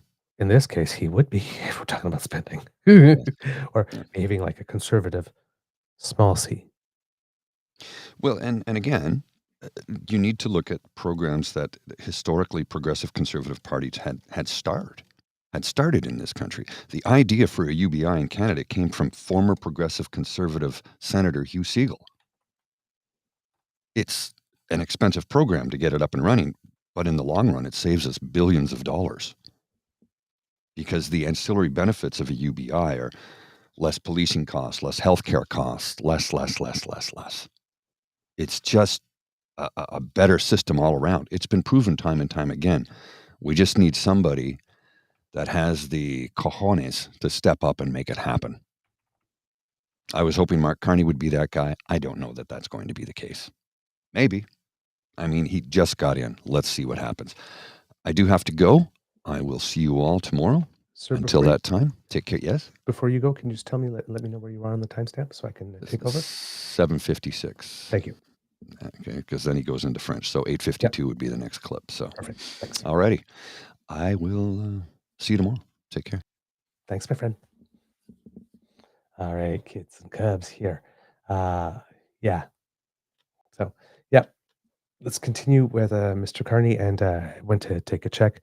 Yes, in that first little clip, he did say the thing that I thought he had said because I got distracted for a second. But you'll notice like he started right off mentioning crime and affordability. Right off in the opening. I heard you. I will. Don't worry. I'm on that. Uh, Mr. Carney did something really interesting. I think I mentioned it in the past show during the election, where the Conservatives kept on complaining that he's copying us. It's like, in a way, for certain things, it was like he was copying them in certain things. Um, in that, Mr. Carney and the Liberals realized strategically that things like a tax cut or that type of stuff, if the Conservatives were going to offer it, they would need to have something similar on the table to neutralize it, to not make it a point of difference, so that they can focus on the points of difference. So when they were saying something, Conservatives saying we're going to do something, Conservatives would either preempt it or do it too, or add it later or something, but in other amounts or with like slightly different caveats or, more conditions or better restrictions or all that type of stuff. But the goal, again, wasn't to copy, right? It was to neutralize. If you're going to offer a tax cut and we're not going to offer one, well, then we turn around and say, we're going to offer a tax cut. So let's just offer a tax cut as well. Somewhere in the same market, everything that Mr. Carney offered was slightly less than what Mr. Polyev was offering, which allows him to say that he's being fiscally responsible as well. And, just neutralize that like playing poker. You bid, I bid. Okay, now let's see what you got. So, but Pierre, as we just showed, has been the one that's been lifting off everybody here. But in this case, in this whole opening, we're saying, I'm going to work with people. I'm going to work across party lines. I'm not here to be somebody. I'm here to do, right? Not here to be something. I'm here to do some things. That's a different attitude, right? Because the whole Pierre identity, and you have to understand, like, again, for those who are new here, I'm a big believer in the battle of tone versus countertone when we're talking about strategy and communications. So in this case, we've got Pierre for prime minister. I'm inevitable. Oops, I lost, but I'm inevitable. I'm destined to be prime minister. I'm going to run again, even though you told me not. That whole tone, me, me, me, me, me, me for prime minister. Vote for me. I will do. Versus, I'm here to do things, not be something. It's a very, very sharp contrast in tone. The Conservatives, the stories that we're getting from New Brunswick, Nova Scotia, and Ontario's, and even Quebec, so if you're not conservative enough, if you're not real conservative, if you're not pure, if you're not hard right conservative the way Pierre is, you're not a real conservative, and we've got no time for you. Versus the 40-something% that voted for the Conservatives. I know you didn't vote for me, but I heard that these are things that preoccupy you. I will put them on my priority list. It is a completely different contrasting tone. You don't support everything I support? Well, screw you. There's no room for you. You can't sit with us. Versus, hey, you told me you don't want me, but you also said you want these things. Even though you said you didn't want me, I heard you, and I'm going to work to give you those things. Maybe after that, you'll want me. One is definitely additive, Mr. Carney, and one's definitely subtractive. It's a very, very big difference in contrast that's being offered here. So we have dates as well, right? May 12th, the week of May 12th, at some point, cabinet will be named. So as I mentioned on the previous show, that cabinet would probably be named a little bit before, so they have time, a couple of weeks to read their binders and get up to speed and all that kind of stuff. So there we got there. So the 12th, with Parliament returning on the 26th, being confirmed by the Prime Minister himself, and then of course dropping the bit of news that on the 27th, the speech from the throne is going to be delivered by King Charles. Then talks about our immediate relationship with the United States. Then there's a segment in French, and it drops more news saying that, in fact, there will be a meeting on Tuesday. Right? So the Prime Minister will be in the United States. Actually, today he's going to be there so at some point today, maybe have a couple of other meetings before having the big one there. Yep, that'll be on Tuesday. And then there's a lot of questions about that. And, hopefully we'll have a chance to get into those a little bit over the course of the rest of the show. Then he comes back a little bit to talking about some domestic issues. So we'll see what it is that he's got to say here as I transfer over the screen. And here we go, kids and cubs. We will reinforce our strength here at home by building an economy that creates jobs. Whoops. I should probably put that at normal speed. There we go. Sorry, the speed was off. Grows incomes and withstands shocks. Pour y arriver, nous allons bâtir une seule économie canadienne. We need to build one Canadian economy instead of 13. By Canada Day, my government will reach that objective. Cet objectif. We will remove federal barriers to internal trade by July 1st to help unleash the full potential of Canada.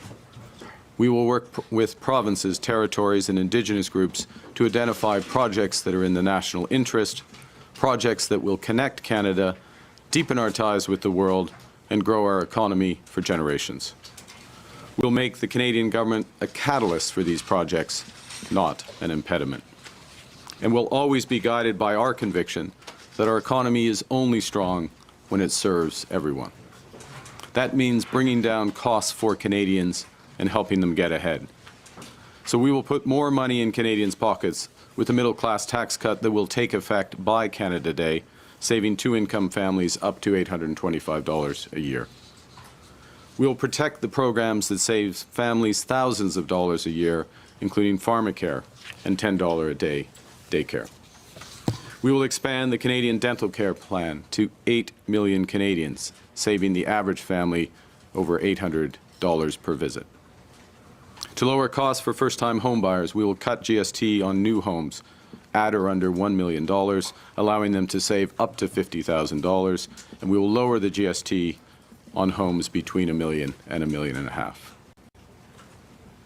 These tax measures will provide immediate relief, but they won't be sufficient to make housing affordable again.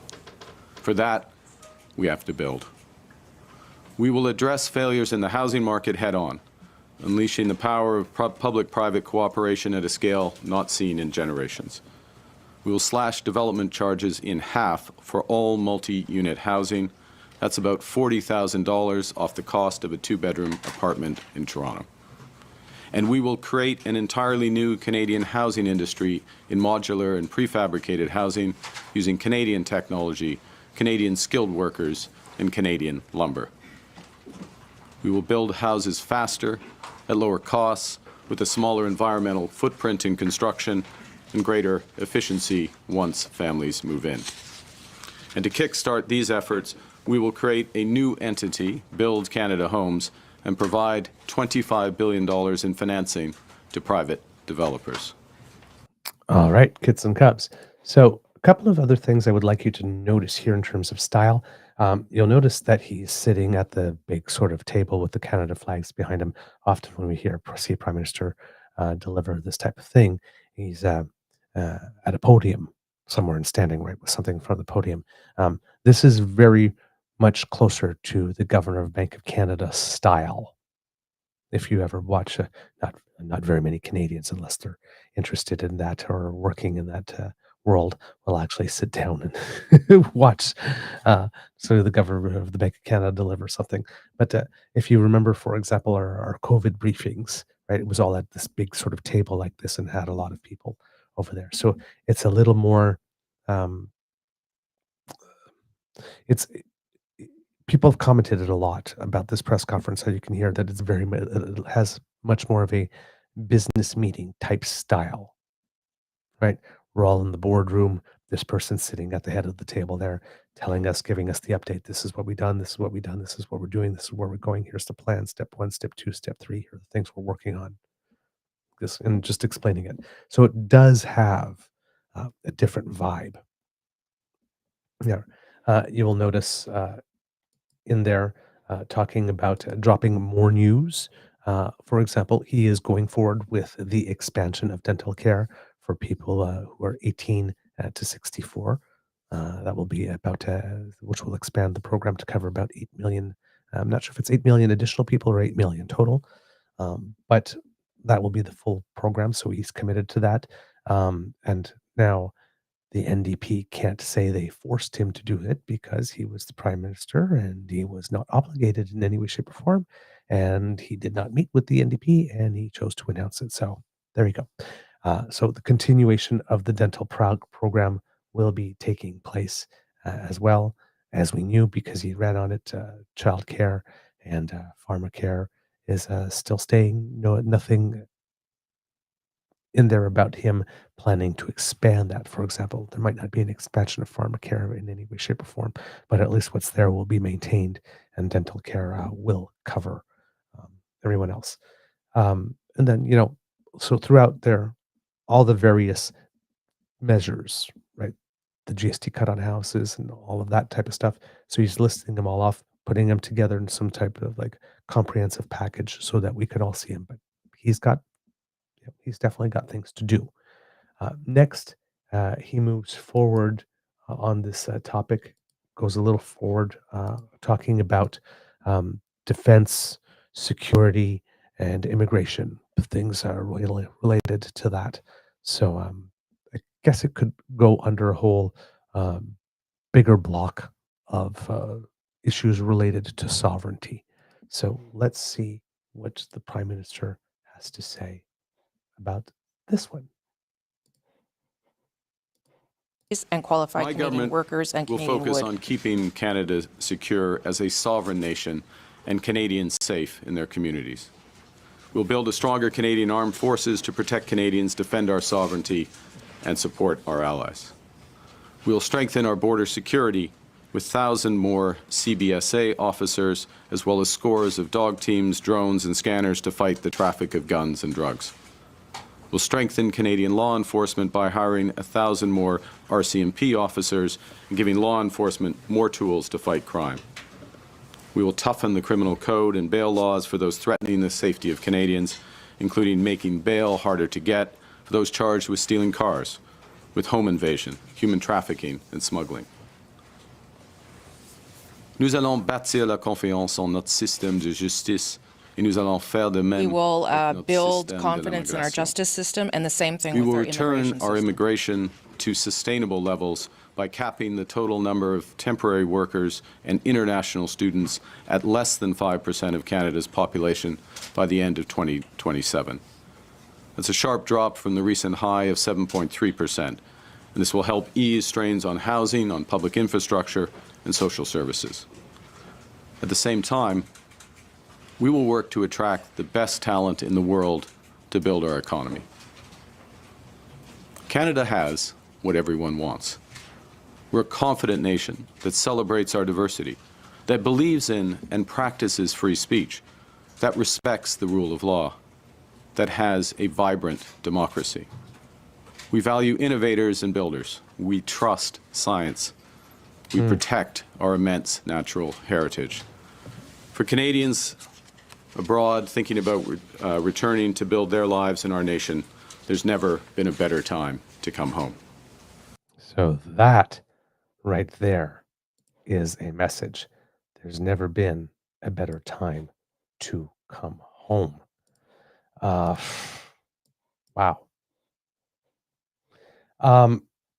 So again, defense, security, immigration. I hear Pete asking in the chat, how predominant was immigration in your election campaigns? Because here in Australia, every second discussion, it seemed. Yeah, immigration has been a big thing here over the past while, but mostly it's been pertaining to a staffing shortage that we had post-COVID, and then how it affected policy and how it affected housing policy and access to housing, and a big impact, particularly in Ontario, with regard to temporary immigration in the form of student visas. It seems that there may have been a lack of verification when it came to some types of professional training colleges that were more fly-by-night organizations and a little more exploitive. And we ended up in a situation where, due to a housing shortage and provincial governments, again, particularly in Ontario, not funding post-secondary education from the core budget, but from foreign student fees, when we had to essentially put a cap on that type of temporary immigration, which will reduce pressure in terms of demand for housing and social services and the wraparound services, but also could create an issue with regard to staffing and employment. Might be less of an issue now that the economy will probably be slowing down with which was going on with Trump. But had we been continuing with the Biden sort of type economy, that might have been a bigger issue in that context. There's also the issue of asylum seekers crossing through parts of the border that are not manned. That was a big issue in the province of Quebec from beforehand, from the first Trump administration. It seems that those numbers are starting to go up with the second administration, given what they are doing with their policies in terms of rounding up people and deporting them and canceling special visas, particularly for Haitians who were granted some special visas after there had been a few natural disasters on the island to come and temporarily, get back on their feet before having to go back at some point. And it seems that those are being canceled, even though the infrastructure is not there in Haiti for people to go back. And on top of that, there's this big gang war going on as well. So all these immigration issues have been sort of like feeding into a pot, but surprisingly, during this election, like I said, in the whole sort of 2-year campaign with Pierre Poilievre as a leader, there was a lot of focus on immigration, but during the campaign, surprisingly, very little. Um, I thought it would have been a much more prominent issue, but it seemed like pretty much everyone agreed to just make the basic boilerplate statements, maybe because people were afraid of making a bozo eruption by saying something accidentally racist, um, or intentionally racist, but not being able to cover it up well. But no, now that you mention it, Pete, I'm really surprised because I would have expected that it would have been a bigger issue in our election, and it wasn't at all. And yeah, for Australia, I know it is indeed a very significant issue. But yeah, really weird. Yeah, as Kitland M says here, the overwhelming issue was Trump because of the 51st state crap, and probably because of geography. I mean, we're literally right there, and it's casual threats of annexation tend to get people's attention. And a lot of things kind of become secondary. But yeah, indeed. Um, Surprising. In a normal election, though, if there hadn't been a Trump thing, it probably would have been a much bigger issue because the Conservatives were very much trying to play to it in the lead up to the election and make it a big thing. All right. Continuing on here with the Prime Minister, he also basically, this is the end of his talking at us portion of the press conference, where he kind of brings it all together with the final message, a little bit of Team Canada, go sort of patriotism here.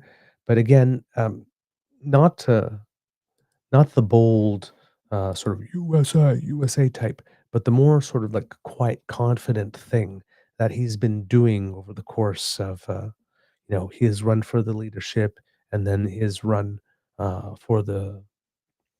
for government, um, which is a vibe that I personally, and this might be just a matter of personal taste, find very appealing. Again, particularly in the context of countertone, where you have all that noise from the other side. We're going to stand up for Canada. We're going to bring change.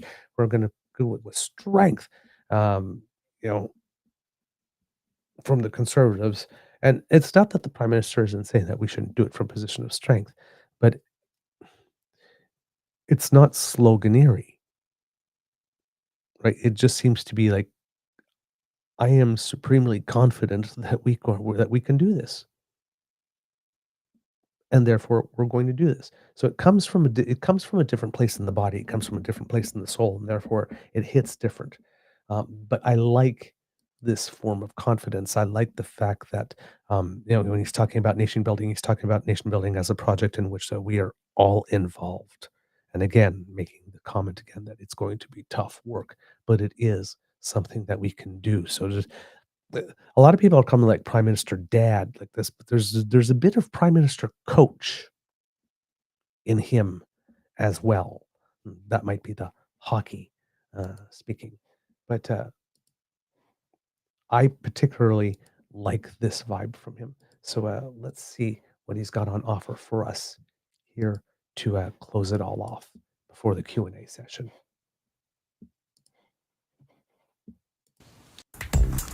Oh, come on. I literally just played through the damn commercial so that I could cue it there, and it won't let me have it. So I'm sorry, kids and cubs.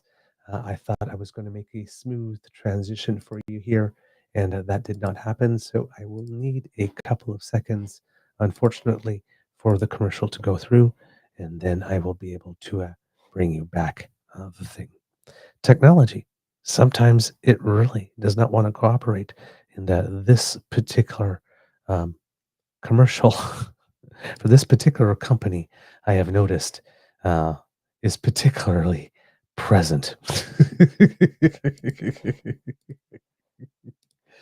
Oh, God. I see it a lot. All right. Let's try that one more time, kids and cubs. In the NHL, play for a variety. Canadians in the NHL play for a variety of teams passionately against each other. But when they're in a once-in-a-lifetime series such as the Four Nations or the Olympics, those same Canadians come together to win it all. During elections, Canadians play and cheer for different teams. Now that election is over, and we are in a once-in-a-lifetime crisis. It's time together, it's time to come together to put on our Team Canada sweaters and win big. Il est temps d'être unis. It is time to unite. United, Canada can do difficult things, things that have seemed impossible. Now is the time for ambition, to be bold, to meet this crisis with an overwhelming positive force that is a united Canada. It's time to build, and my government is getting to work to build. Build big, bold, and build now. Thank you very much, and I look forward to your questions. All right. So, again, just some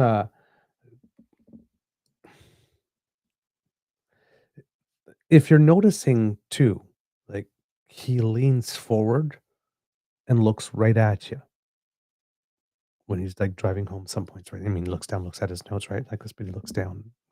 Again, very, very business meeting like. So we've been convened to the meeting.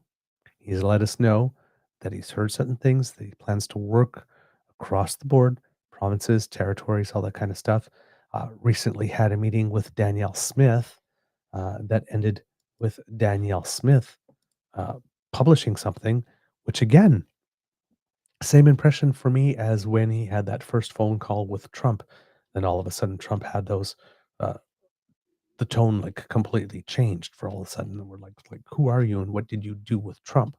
Well, Danielle Smith was the same thing. It's like, I've got like 9 demands and you need to meet them now and blah, blah, blah. And all of a sudden has a meeting with her. And then all of a sudden it's just finished a positive first meeting with Prime Minister Mark J. Carney. We spoke at length about the policies and legislation that are holding back Alberta's economy and specific proposals for projects and legislative reforms that will significantly increase market access for Alberta oil and gas, agricultural products, and other goods. The Prime Minister made it clear he intended to rapidly advance these kinds of nation-building products in the coming weeks and months. We also discussed our ongoing trade dispute with the United States and how the federal government can work cooperatively with our province to advance both Canada's and Alberta's interests. Again, that framing, how the federal government can work cooperatively with our provinces. It's the other way around. I know it's supposed to be mutual cooperation, but you never talk about you as Alberta working cooperatively with Canada to advance Canada's interests as well. It's a two-way street, honey. But I digress. You're doing okay, so I won't hold your feet to the fire too much on this one. Repairing the damage to Alberta's economy caused by Ottawa's last 10 years of anti-resource legislation and policies will take tremendous effort and cooperation. However, today's conversation was a positive first step.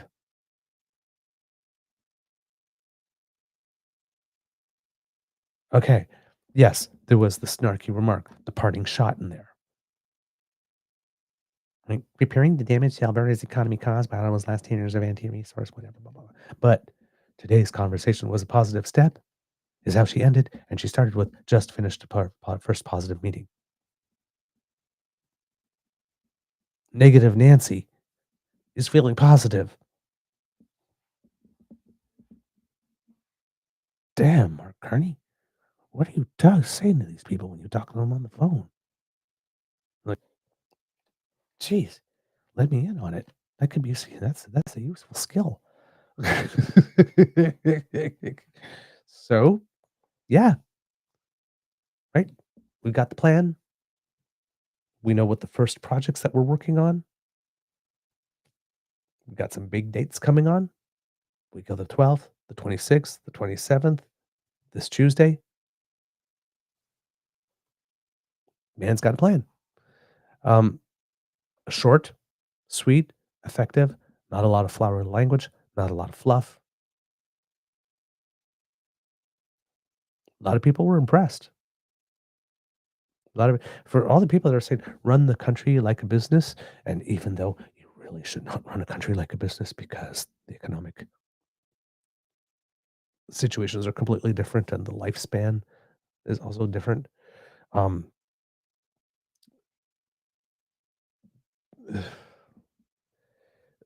This was very business style. So if you're running a country like a business while still recognizing that a country isn't a business, and Mark Carney, as a former public servant, longtime public servant, does understand that difference, right? He's not just from the private world. You might, again, have the weird unicorn in Mark Carney, the person who actually understands this subtle nuance and can actually act upon it and move forward with that in consideration from the plan, from the get-go, which I would assume would help smooth things and make things run more efficiently. Again, personal bias, I have no evidence of it, but I just assume that if it did happen that way, if things were organized to happen that way, certain things might be able to get done a little more quickly. So we'll see. But right now, this is, again, maybe from all these years of being, a central banker and working with people in a whole bunch of different fields and having to meet with them, but he definitely has the diplomacy skills that are required for this position, even though he's not a natural politician.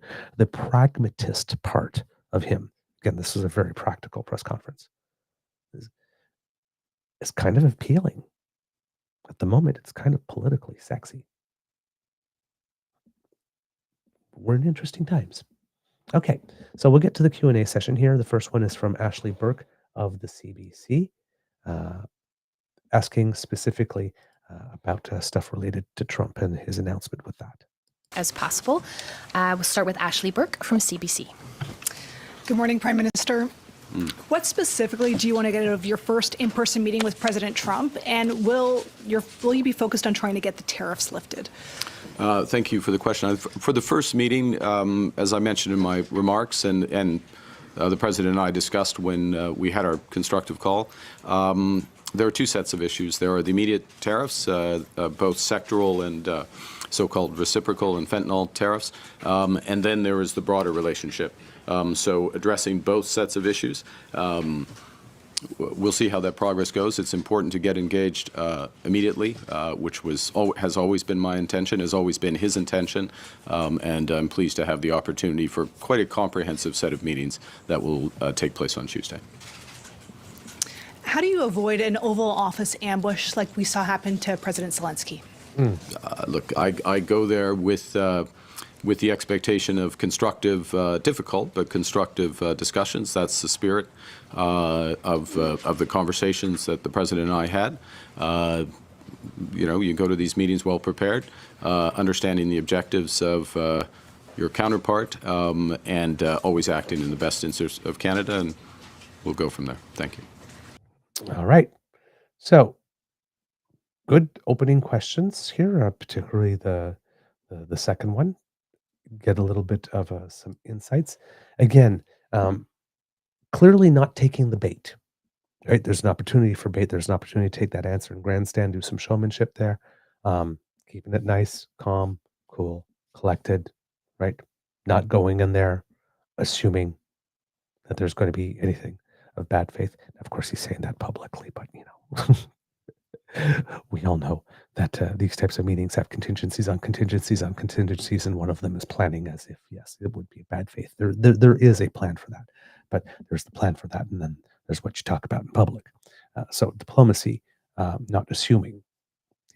I have no reason to assume, given that we are a brand new, fresh relationship with no mistakes in it already, that I can go down there like this, and it will continue being this type of relationship with no new mistakes in it out there. So, and I have no reason. Now, after that, of course, over the course of the weekend, Trump did a couple of things that might give him reason, might actually said a couple of things that, well, even if Mark Carney turned around and said, you know what, that meeting we were supposed to have on Tuesday, something came up, we might have to postpone that. Because Trump did delve in on the weekend again of some 51st state stuff, that a lot of people turn around and says, well, that's not the respect that we're looking for the day before the meeting. So I'm not sure he will do it because this guy, Mark Carney, is on a mission and the time is ticking. But if Mark Carney did decide to say, you know what, I think we can wait a few days more because Trump really wants this meeting. I mean, it's not like Trump doesn't have a few things going on in the United States that he needs to distract from. And like I said, Canada is usually his punching bag, but Trump seems to be in desperate need of a couple of good news stories. So a day with the most celebrity global banker on the planet, former global banker, now prime minister on the planet, and side-by-side photos of that, is something that could be a good news day for him. Had a meeting with the new Prime Minister of Canada. Everything went great. He's a great guy. No fights, no disputes, no meltdowns, no nothing. He could desperately use a day like that. So maybe there won't be a tactical thing, but then again, south of us, I mean, let's face it, this government, that administration does have a particular knack for being self-destructive. So you can't walk into there confident that that will be the case, but he could very much use a good news day, and this is definitely one that's gift wrapped. All he has to do is have Mark Carney over and behave like a normal person for about 3 hours. Maybe a little more. Yes. And he has a good news day that could last like 1 or 2 or 3 days. We'll see. Oh, bye, Kid Pete. Thank you for stopping in and joining us. I'll send you a little something later. Yay.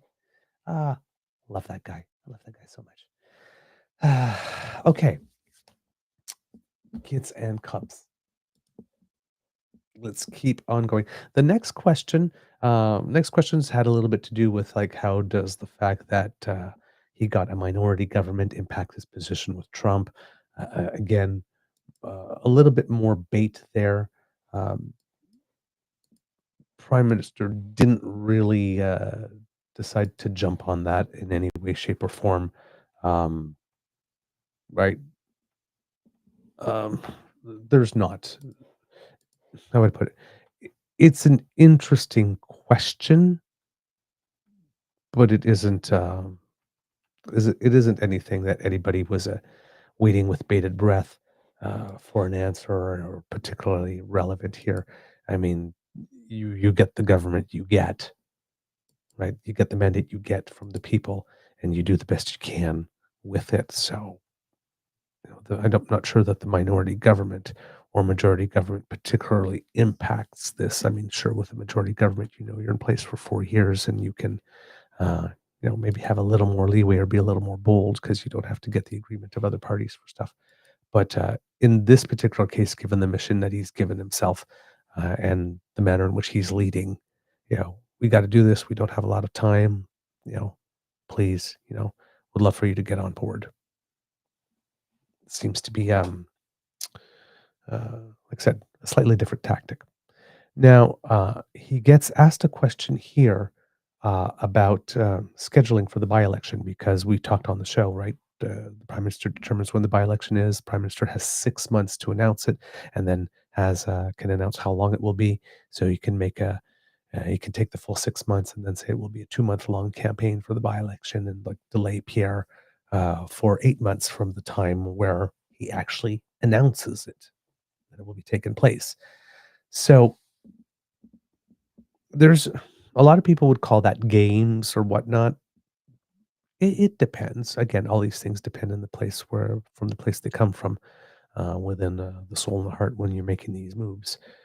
But there was an opportunity to be petty or to go, out of your way to make it more difficult. But then again, right, the rules allow it. So, right, there's nothing wrong with it, right? But again, conservatives complain about everything, and everything is a grave injustice to them, no matter what they do. So, if you do decide to, quote unquote, play these games, you could risk creating separate narratives or giving them material with which they can run across the country to their base and start nailing themselves to a cross as going, oh my God, look how mean and unfair he is. I mean, it's not mean and unfair that the guy who was rejected wants to, go and run in another seat right away and get a second chance at it. But, to make him wait 8 weeks, make him wait until early next year to be able to get back into the House, that would be cruel and not okay. Right? Again, it's fuck your feelings. But here, the Prime Minister was be fully in his rights to say, oh, wait, we'll see, or not give a clear answer, or just keep things dangling.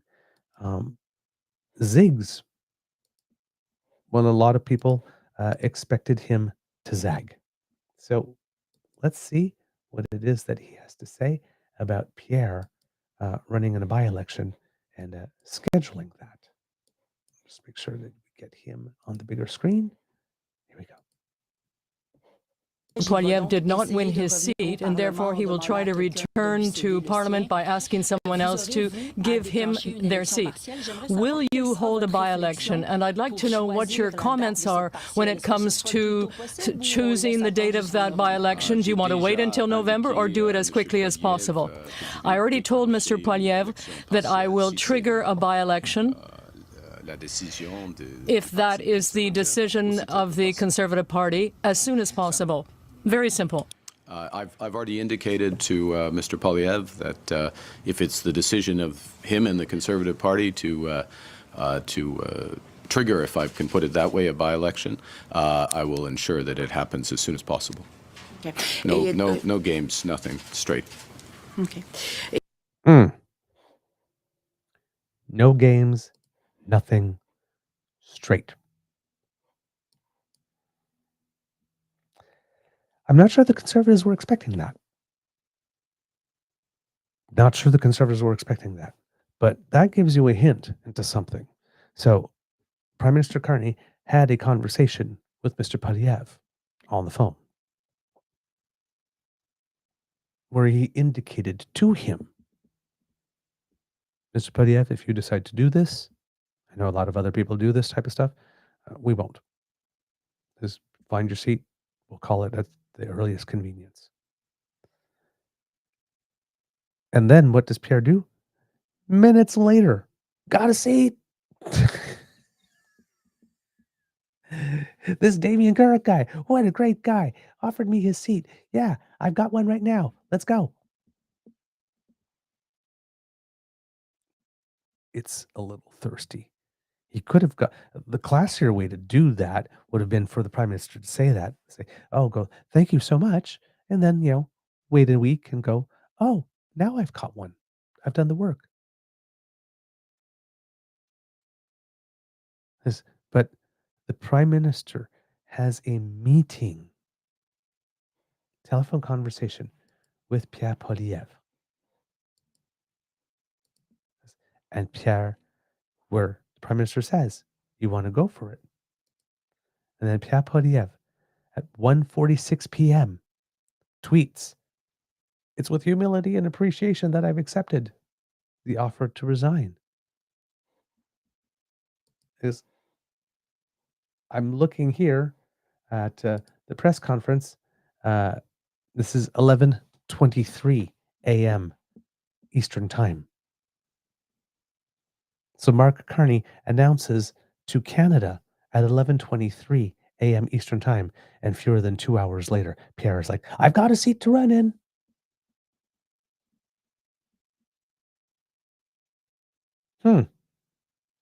Now we know how it happened so fast.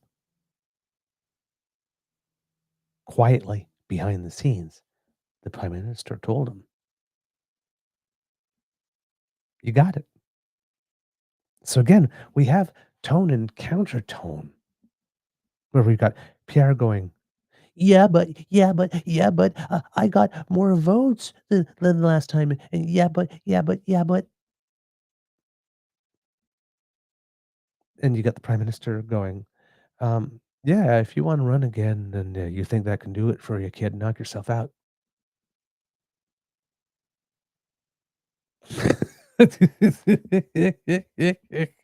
Again, there's something about that confidence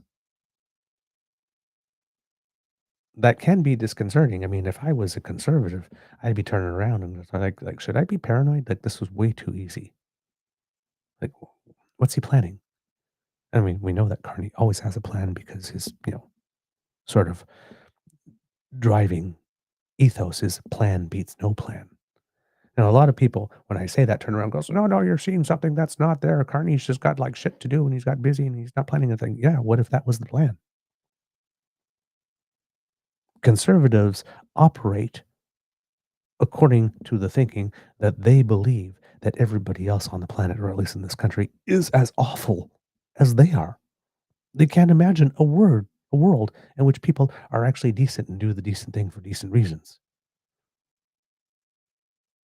So if they're sitting there going, what's he up to? Mark Carney is just like, dude, there is no catch. It's just there's a tight timeline and there's a lot to do. And I'm going to focus on that. And if you guys want to focus on all that kind of stuff, like, go ahead. I'll be doing my thing here. But hey, knock yourselves out. How you want to spend your time is your business. I'll be working on the affairs of the nation. It's like that thing on April Fool's when we said we have no joke and says, oh, what's the joke? Is you say there's no joke and then there's a joke coming. It's like, no, there's no joke. Like, there's no catch. But there's got to be a catch. Liberals are so sneaky and underhanded. It's like, there's literally no catch, just straight, no games. What are you up to? Nothing. Just run. Oh, it's sneaky somehow. Okay. Right? There seems to be this going on. This guy, and we saw it sometimes in the debate, seems to be, because he's not a politician, but he is learning political craft relatively quickly, but he is a diplomat, is almost amused by all of the flapping of the wings and the moving of air and all of that kind of stuff. And the conservatives are going to be there, like this Pierre's going to get a seat and go, look at us, we did it, we've come back, we won, not a champion. And it's like, you got Andrew Scheer going on TV going like, Pierre Poilievre's going to be back in the seat in no time. Yeah, he will. Thanks to who?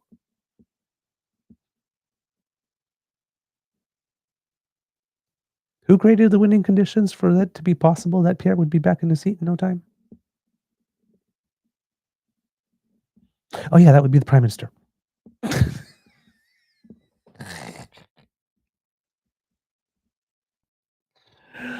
Oh, my God, these people. Okay. But yeah, literally, the vibe I get is, yeah, what you do with your own time is your own business. Knock yourselves out. I'm good. He's then asked a question about the visit of the king and basically Quebec, because again, he got a lot of his seats in the province of Quebec, and it's like this. Well, the leader of the PQ and the leader of the Bloc have problems with that. Are you not sort of antagonizing? And unfortunately, the answer wasn't as strong as it could be. I would have given the answer that I mentioned earlier, but like the sovereign, both Quebec and Canada's sovereignty and the sovereignty of our. Not both, but the sovereignty of Indigenous peoples of Quebec and of Canada are all being threatened at the same time in the same way by this guy south of us. It's like to have the sovereign of the nation come to assert all of our sovereignty in the face of a common threat.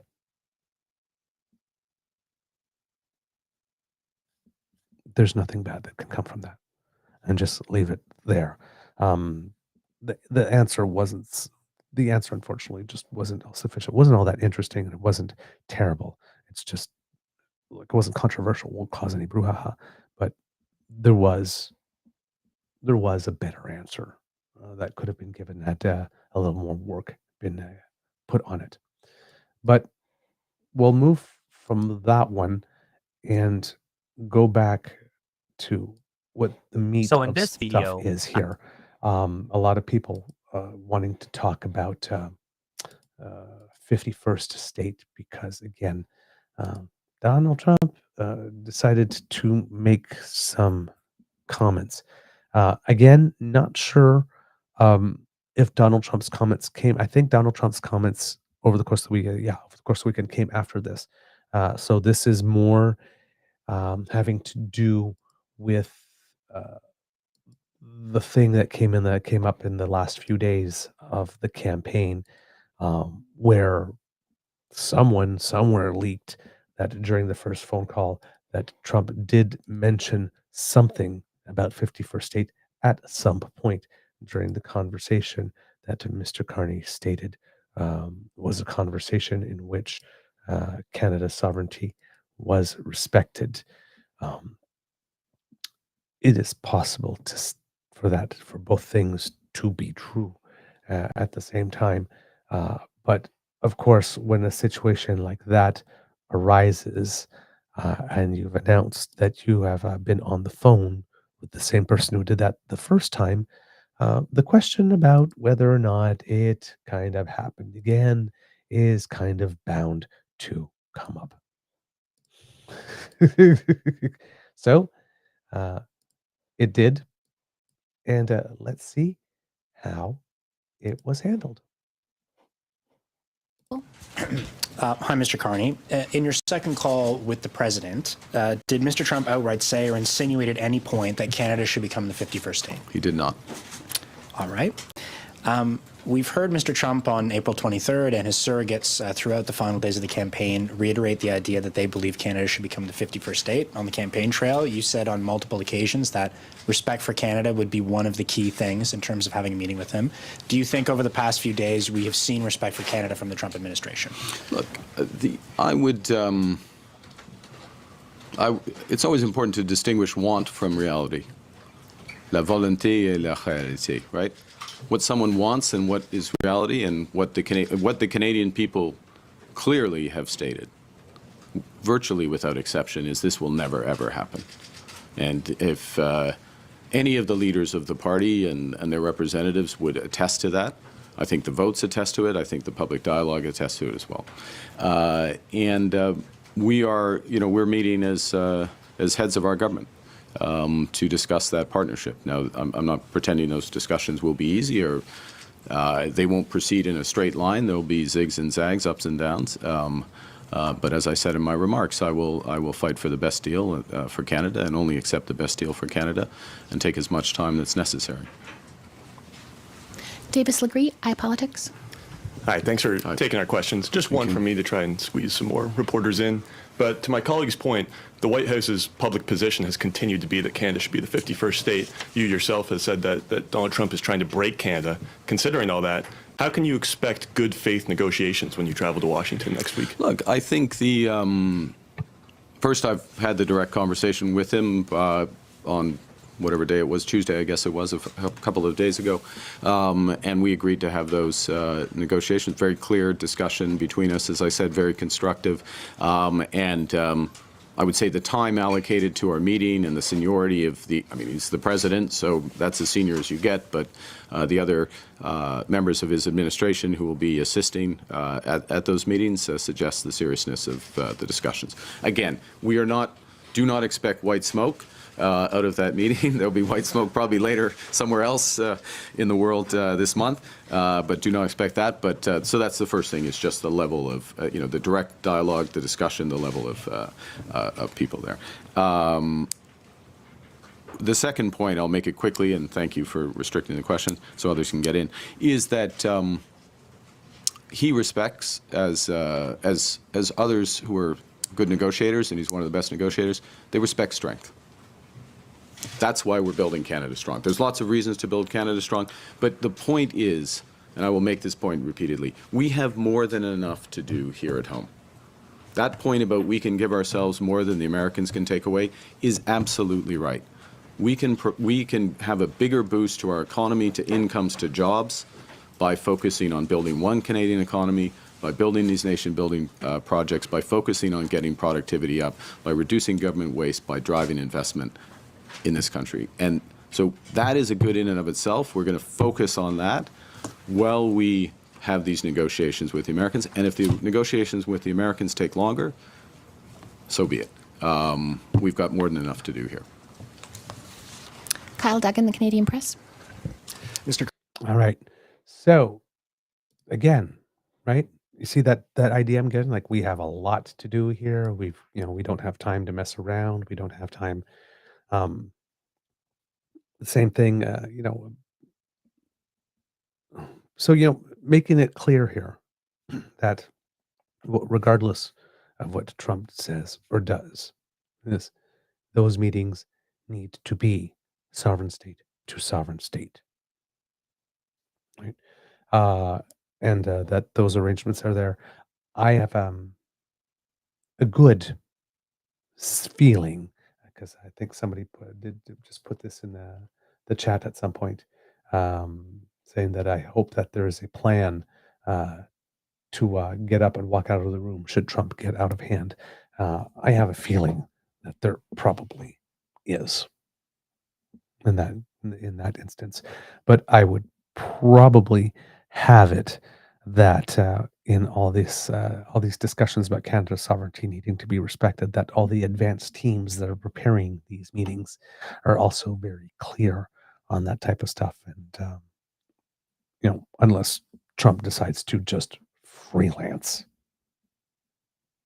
right, things might be more likely to go a little bit more according to the plan.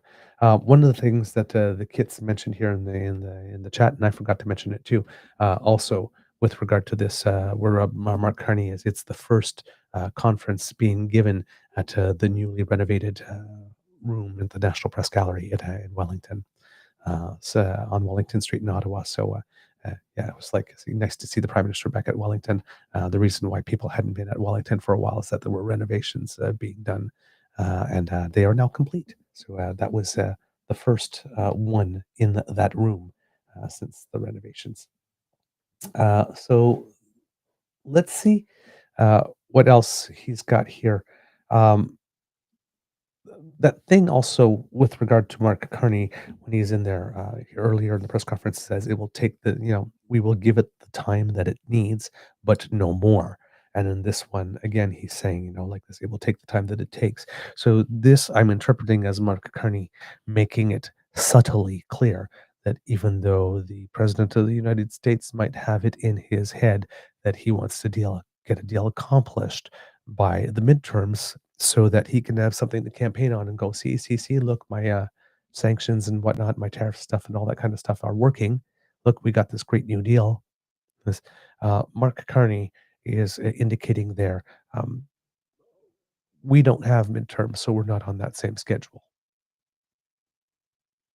So if it happens to take a little longer, we're okay with that, which is kind of way of saying, Mr. Trump, if you want this deal finalized prior to the midterms because you need it for some other reason than just striking the best possible deal, you might not be able to stunt as much as you normally would, because we don't feel that we particularly need to be inclined to cooperate with that schedule.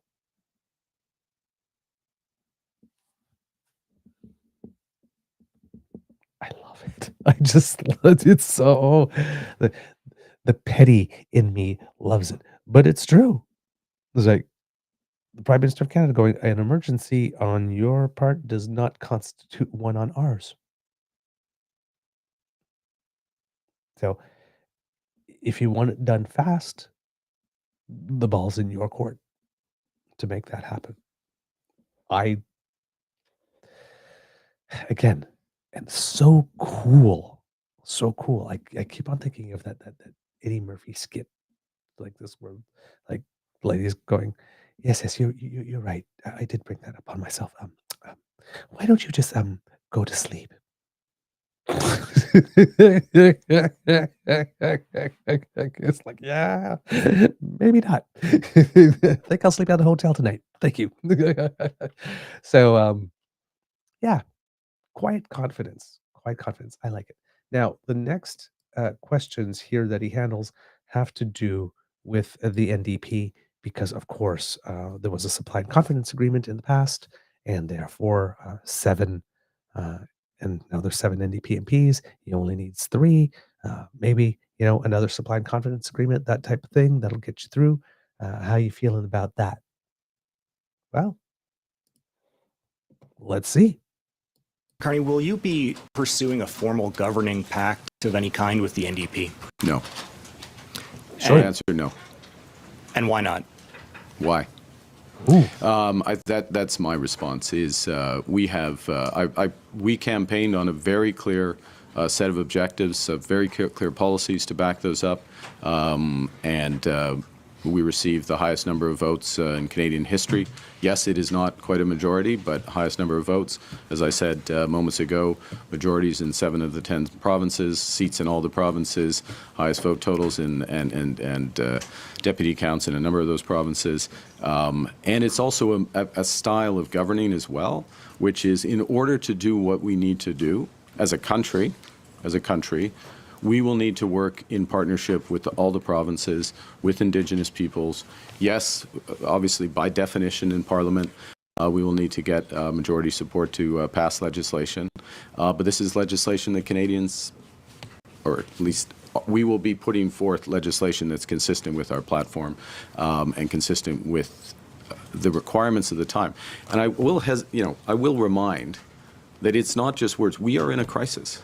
If you look at, the terrible manifestation of that today in Oshawa for the GM workers, 2,000 GM workers, and I'll just express my deepest sympathy for them and their families. A very difficult time. We are committed to supporting workers. All the dollars from our tariffs going to support workers. Fighting hard for our auto sector, all our sectors in these negotiations with the Americans, and making sure that companies act in true partnership as well in maintaining employment and investment in Canada. And if not, there will be consequences for those companies. Thank you. Louis Blouin, Radio-Canada. Bonjour, Monsieur Carney. Hello, Mr. Carney. In your vision. So, sorry, I'd let that go a little too far there. Sorry, kids and cubs. But again, you see in this answer, right? Now, a lot of people are saying, hey, be careful. Don't be too dismissive of the NDP. It's like, why? Like, and I can understand how some people could take it that way. But the question is, why? We just had an election. We ran on things and we were just given a mandate. Why would we want to move that down now? Now, of course, the other subtext is the NDP no longer has official party status and is going to have to work for some time to rebuild some funds. And given that they are not getting any funding to pursue certain activities by virtue of not having party status, that means that they have to raise even more funds to just be able to operate and be relevant. And they also have a leadership thing coming on. What's the need to enter into a formal coalition with a party that is not going to vote you down on a matter of confidence because it doesn't have a leader yet? Why? So it's not dismissive. It's not like, why would the NDP? It's like, just why? Why would you get a fresh mandate and then go automatically when you don't need to? Because you're not threatened at any moment. So, pretty simple answer, straightforward, again, not complicated. But then when he goes on and expands on the answer and talking about stuff, right, that it's not just words, right? We need a different governing style. Again, setting up the battle of tone versus countertone. Because if we look at the Conservatives, what it is that they're doing, again, I highly recommend you watch that other interview with Andrew Scheer. Maybe we'll bring it to you tomorrow because the show's already going long. But we showed you on Friday what he did at CTV. And he learned a couple of things from the bad experience and had some better answers for a couple questions at the start, or at least answers that showed that he learned something from the night before and needed a better one. But same thing, like this, when he got trapped into a question that he couldn't act anymore, then started fighting with the journalist and, all that type of stuff and going downhill, and the tone hasn't changed. The tone hasn't changed. They might be sending D'Entremont and Chris D'Entremont and Scott Aitchison and Jamil Javani and Andrew Scheer onto CBC all the same week after boycotting it for years, not sending anybody. But if all they're going to be doing is the same shtick that they've been doing from before, when people wanted change, it's hard to be the party of change when you get a do-over and don't change the manner in which you campaign or sell yourself. Just saying. Something that one might want to consider. In this question here, I think it's, like I said, it's being asked primarily in French here. And I think that most of the answer here is translated. I'm not sure if he goes back into English after it. But again, I want you to note the quiet, again, just the sheer confidence that exudes with this answer. I really just don't know how to explain it. He knows what he's talking about, and that he is aware of how far his knowledge and his skills have brought them in life. And that, as he mentioned, he thinks that this is a good time for that knowledge and those skills to be put to the service of the nation. And he does have a career in public service. He was deputy minister of finance, right? So a deputy minister or something. Let me check that one. But he worked in the Department of Finance for a long time before moving to the Bank of Canada, getting that big job and whatnot. So, again, all his work hasn't been in the private sector.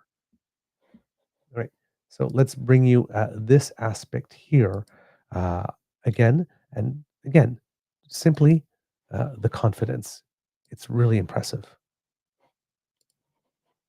Radio-Canada. Bonjour, Monsieur Carney. Hello, Mr. Carney. Est-ce que dans votre vision des négociations, In your vision of the upcoming negotiations with Mr. Trump, do you think it's necessary that the U.S. tariffs be lifted before you begin to negotiate an economic and a comprehensive agreement with the U.S.? Well, we'll see. I'm Darian, and I'm... Whoops. Of course. There comes commercial. Hi, Darian. Nice to see you. All right.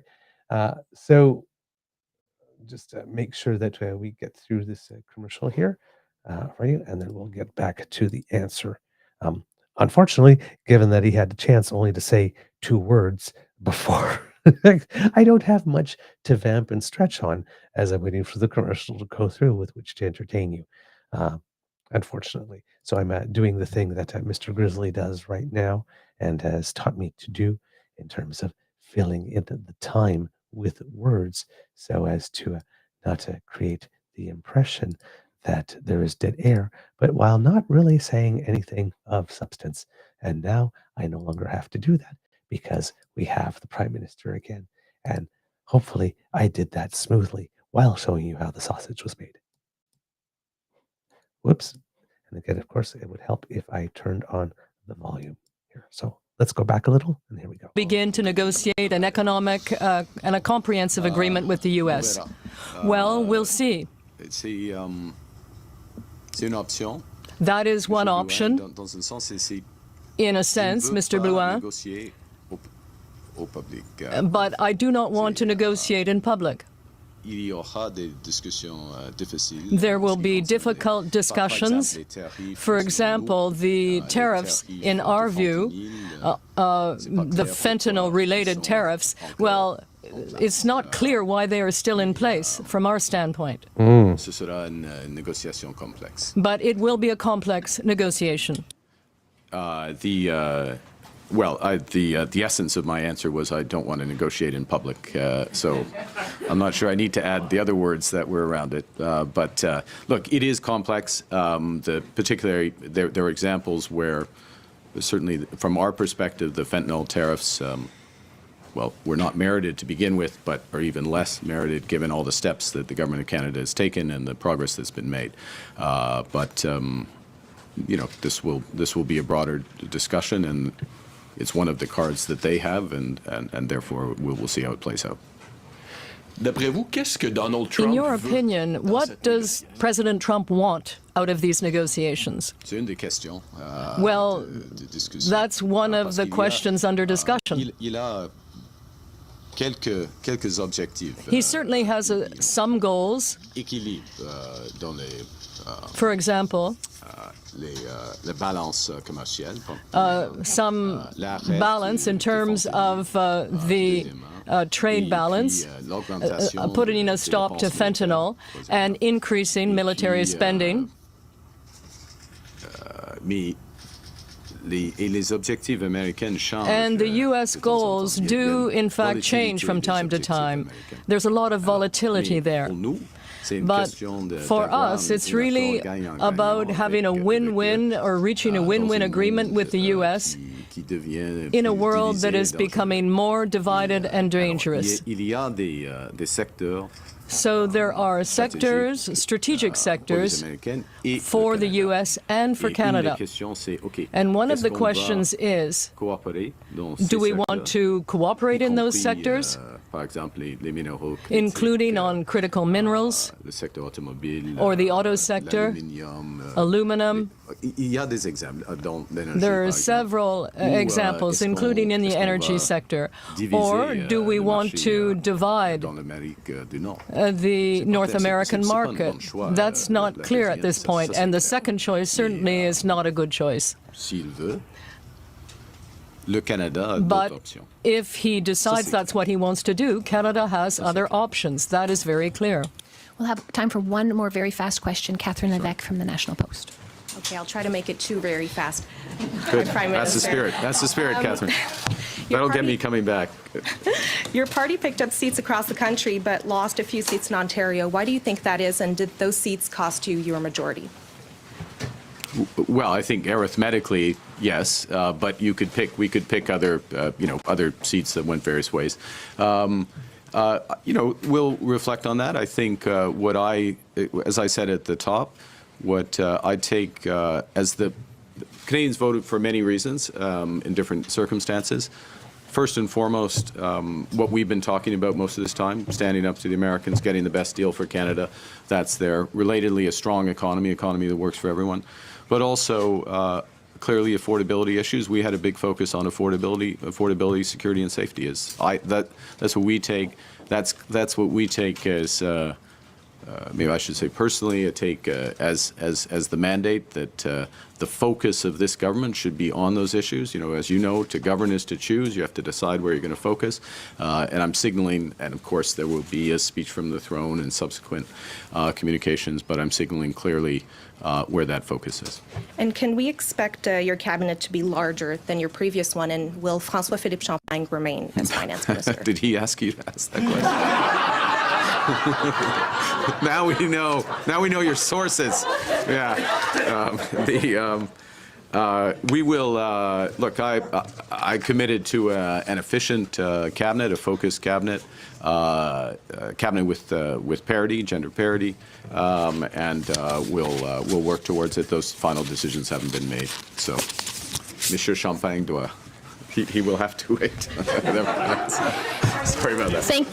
Thank you very much. I think we have to respect the president of the. We have to respect the.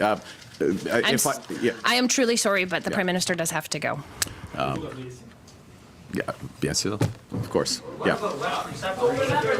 Okay. That's fine. Yeah. What do you? No. Let's not get carried away. All right. Thank you. All right.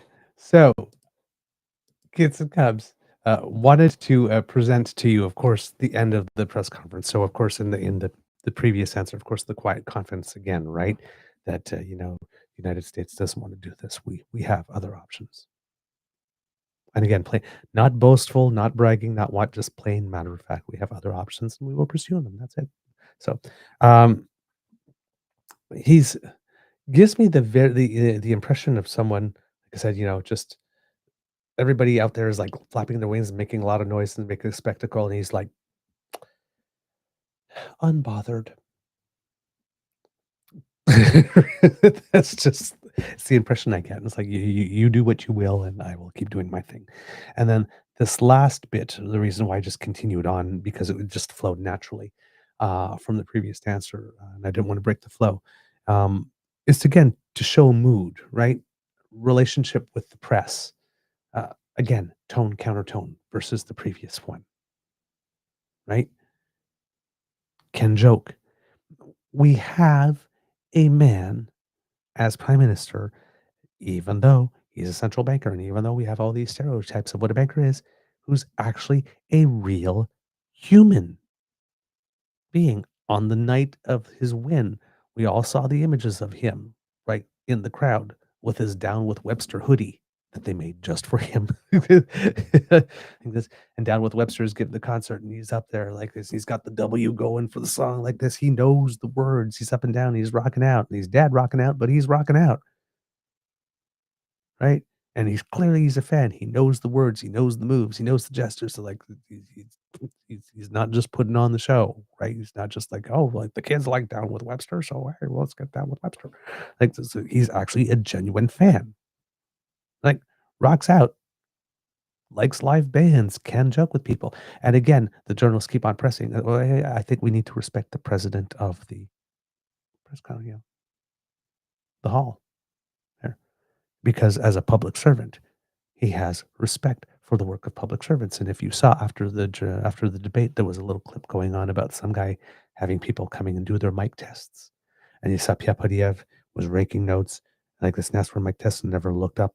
And then, basically did whatever his mic check was, and the other person came down. And all the other three leaders, including Mark Carney, had conversations with the person that came and did their mic check.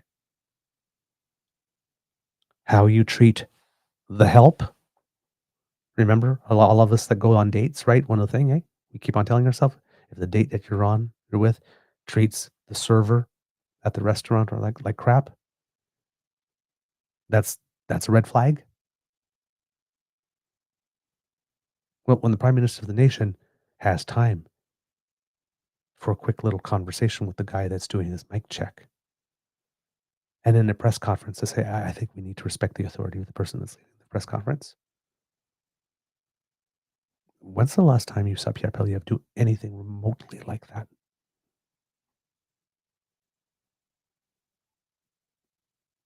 There's something about who this man is in his core that is decent. We could do a lot worse than having a banker who knows his crap on the economy, who can rock out to down with Webster, who has a child who's non-binary, who has a very, very, very successful in her own right spouse and is not threatened at all by her, and is actually nice to the people he works with, regardless of their position. We could do way worse. Just saying. So yeah, lots of news. King meeting with Trump, speech from the throne, cabinet coming, parliament resuming, all this kind of stuff. But still, amid all of that noise, things moving at events, that same stable, consistent, confident message. Right? It's going to be tough, but we can do it. We can give ourselves more. And the United States can never take it away. The relationship with the United States that we had is over. We need to move to new ways of doing things. I've seen this before. I can bring us there. And I trust you, and I know that we can do it. And I will be focused on that. Not games, not positioning, not self-aggrandizing, just that. There is nothing in this press conference that leads me to believe that whatever path that he's on, whatever mission, whatever he's stating to us with regard to that, and how he's going to proceed, is in any way insincere. I'm looking forward to seeing what he's got in store, because he seems to be very clear on where he's going. And someone who's very clear on where he's going and does not hesitate to full-throatedly state where it is inspires confidence. On the other side, we have a party that, well, is not completely honest about all of their policies and all of their impacts, because they're policies that are not good for us. And if they were as honest and transparent about them as Mr. Carney was in this press conference about his own intentions and way forward, nobody would vote for them. It's hard to be confident when you know you're lying. The confidence then is an air. Right now with this man, we've just seen confidence that comes from a place deep inside. Not something that you grab and then try to put on as an outfit or a mask. It's a very different thing. And when you see that quality in a person, and you see them doing what they do best, they become magnetic. And maybe that's what happened here with Mr. Carney in the lead up. And if he continues governing in this particular way with this tone, the situation that we mentioned a little earlier on the show, that over the course of the next few months, his popularity might increase and the popularity of the party might increase, whereas the one from the Conservatives takes a little bit of a dip as Canadians gain confidence that, no, you know what? Actually, the guy that we have, he seems to have it. He seems to have it under control. Thank you.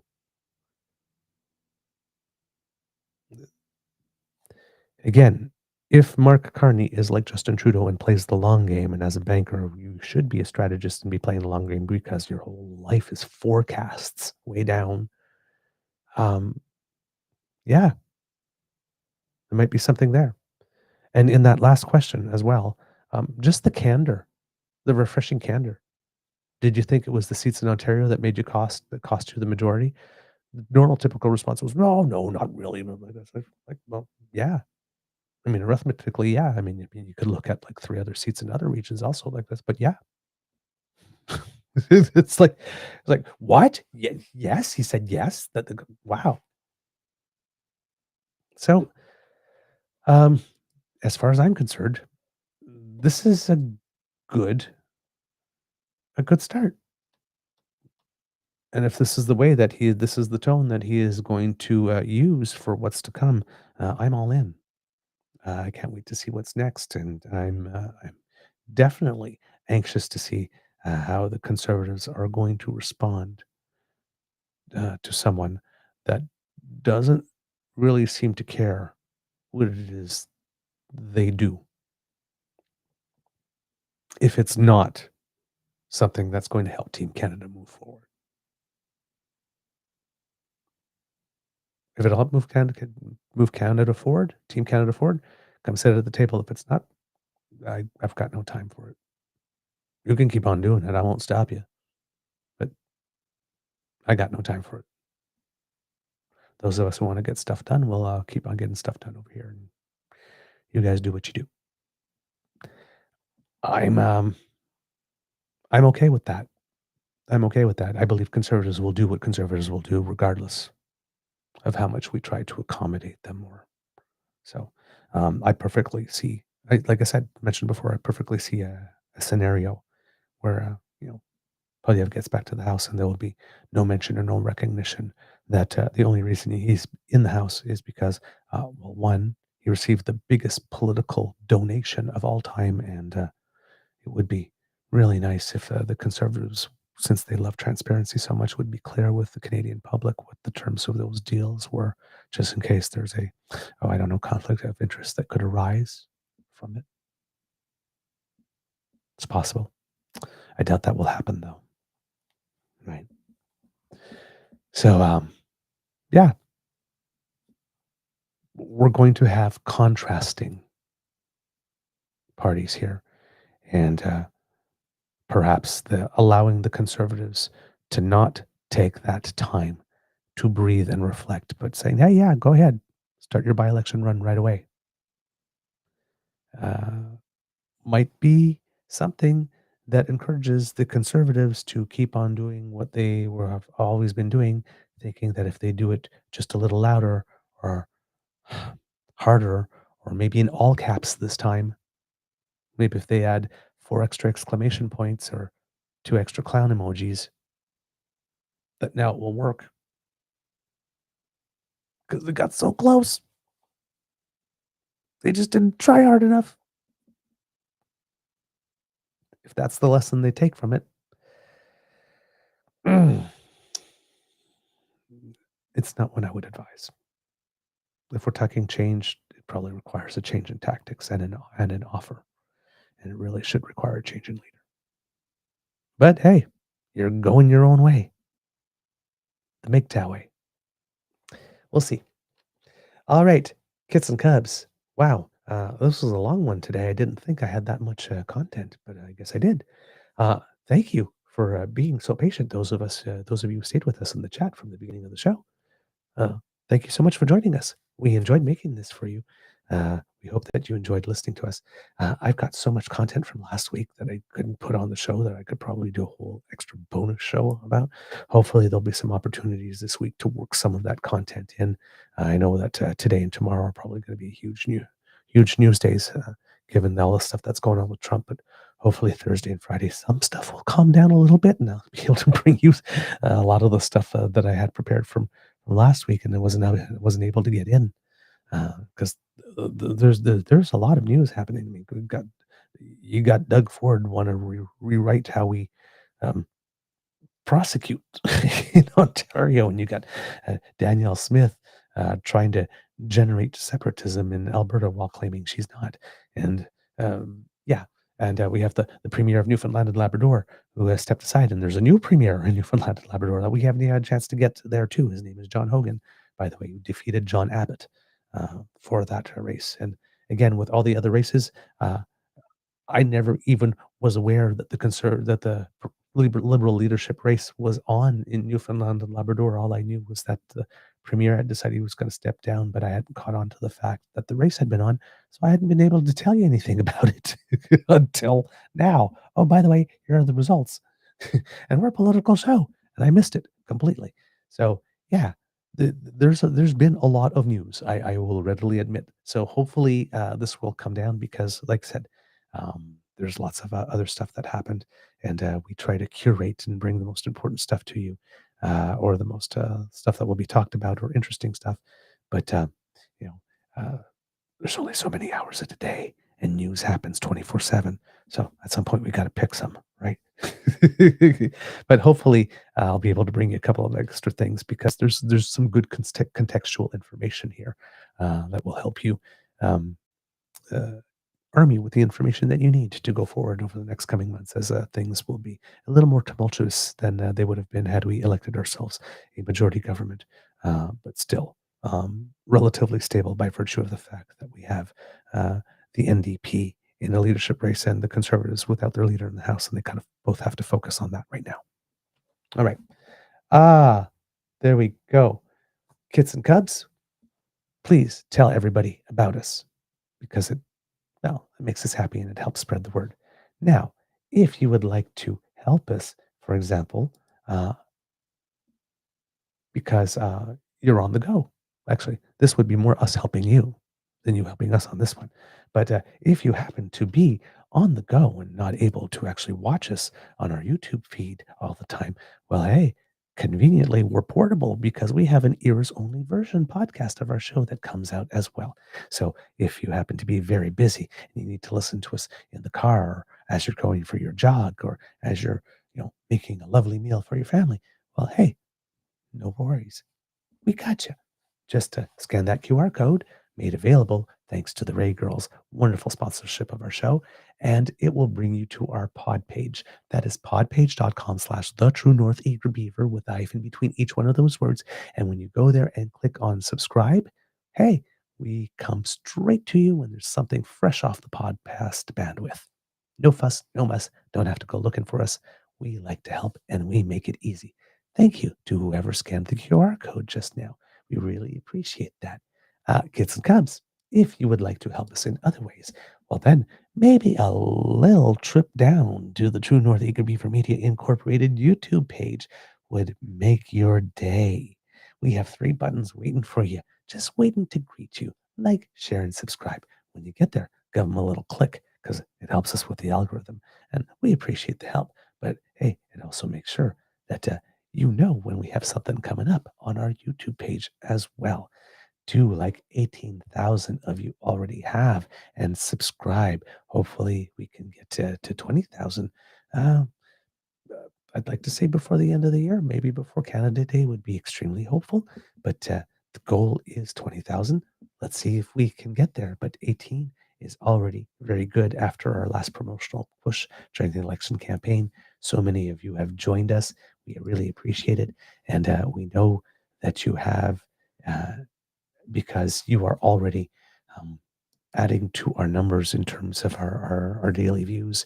There's been a nice bump up, particularly since our election return show. So there's a lot of people who maybe discovered us that have decided to stay with us or decided to come back and look again. Thank you so very much for that.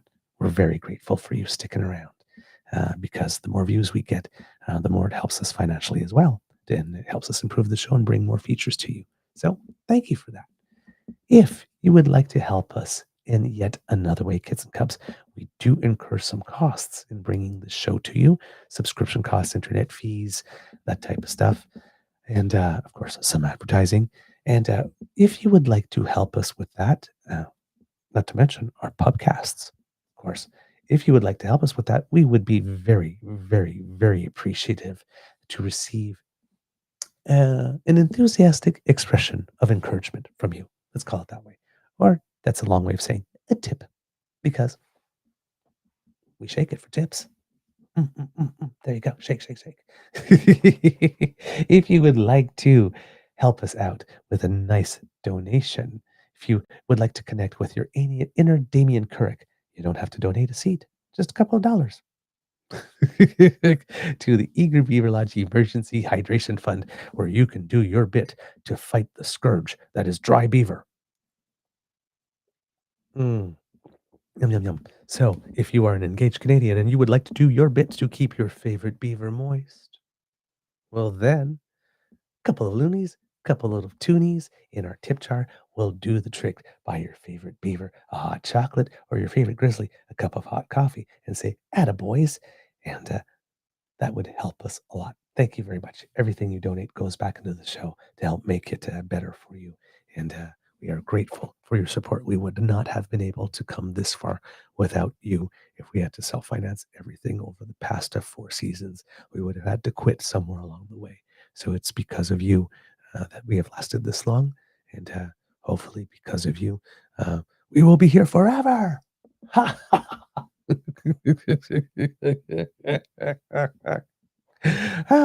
We're just playing, being silly. Okay, Kids and Cubs. Again, coffee, ko-fi.com/eagerbeaver, all in one word. Leave a couple of dollars there. No donation is too small. We're grateful for everything that you do.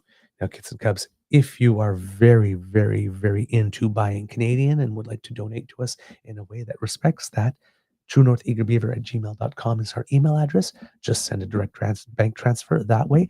Your bank, our email address, no American CE Tech Bros, nobody else taking a cut. We get 100% of your donation, and it's all Canadian.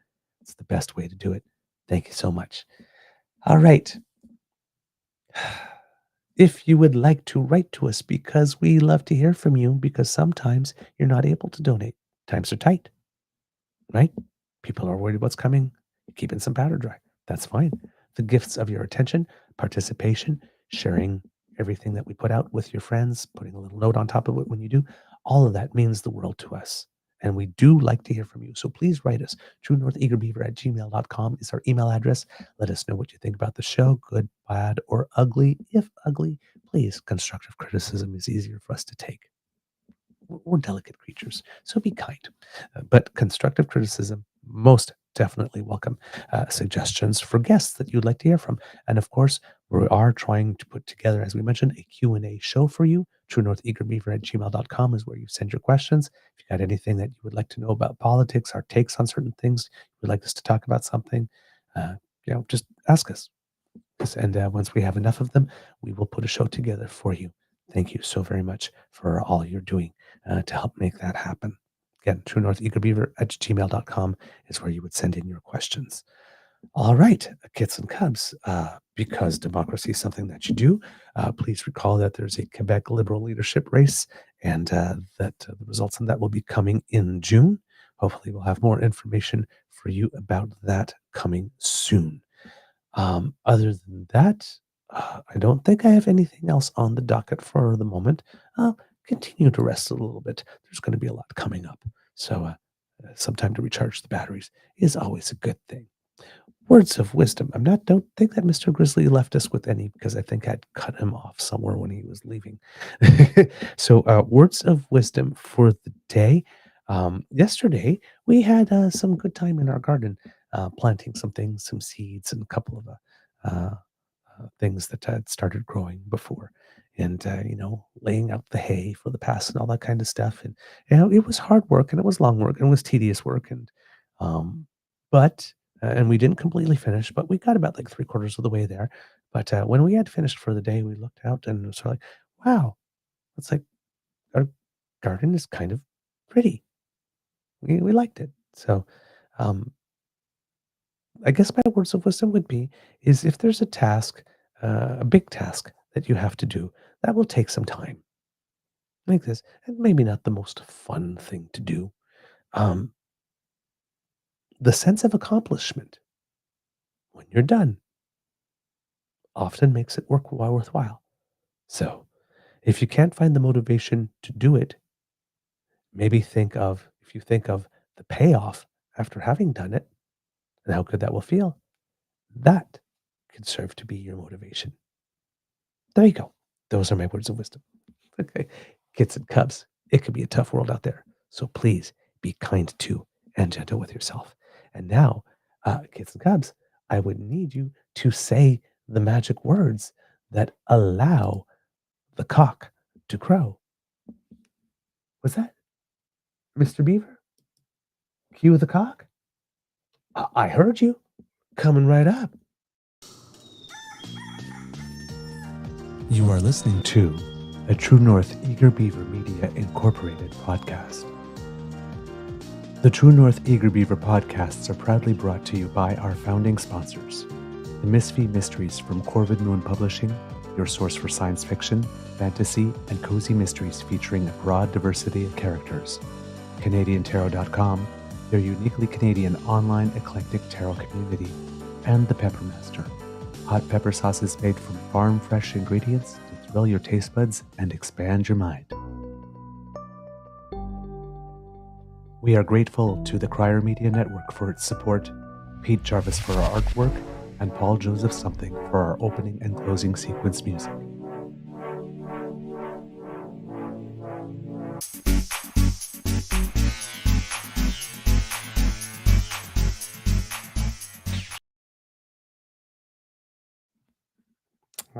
Kids and cubs.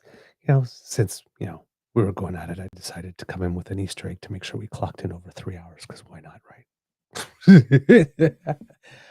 Kids and cubs, if you would like to get into a little good trouble today, somebody suggested, wrote to me yesterday on Twitter with using the hashtag pity party, not pity party, pity seat Pierre. So, if you would like that to trend, pity seat Pierre, charity case Pierre has also gone around, but that certainly would help a few things. Just saying. Just a little news for you before we go, because once again, kids and cubs, another weekend, another world champion. Thank you very much, kids and cubs. The World Senior Curling Championships were taking place over the past week, along with the World Mixed Doubles Curling Championships. Unfortunately, in the mixed doubles, the Canadian team lost in the quarterfinal and finished in 5th or 6th place. But that was enough to qualify Team Canada for the Olympics. So that's good there. And but the World Senior Curling Championships were happening at the same time, and our Canadian men's and women's senior teams both made it to the final. Both finals were against Scotland, so it was an all Canada versus Scotland affair, and the men's team took the gold, and the women's team won silver. So congratulations to those wonderful members of those teams, because again, just another weekend, another world championship. It's just the way it works here in Canada, right? Because we're very, very, very busy doing good things. Let's see. Oh, and by the way, Canada's under 18 men's hockey team also won gold, defeating Sweden, I believe it was 7-0 in the final, which is absolutely astounding. And then once again, another bit of success, but Kylie Mass, Canadian swimmer, who is, I believe, one of the most medaled Canadian swimmers in Canadian history over the course of 3 Olympics, just been quietly making her way, and she is a backstroke specialist. Well, it seems that she set a new record, I think it was, in the 50-meter backstroke at the Pro Series in Florida. So yes, I believe it is. Can't remember off the top of my head if it's a new world record or new Canadian record, but my guess is that, given all the noise here made about it, that it was a new world record. But yes, Like even like Speedo, the company is like advertising it, going like new record, 27.13 seconds. She made it to the finish line. So again, Canadians making us proud. All right, that's all I got for you today, kids and cubs. Go on, take on the day. Be fabulous. Be fierce. Sparkle. Have a beautiful day.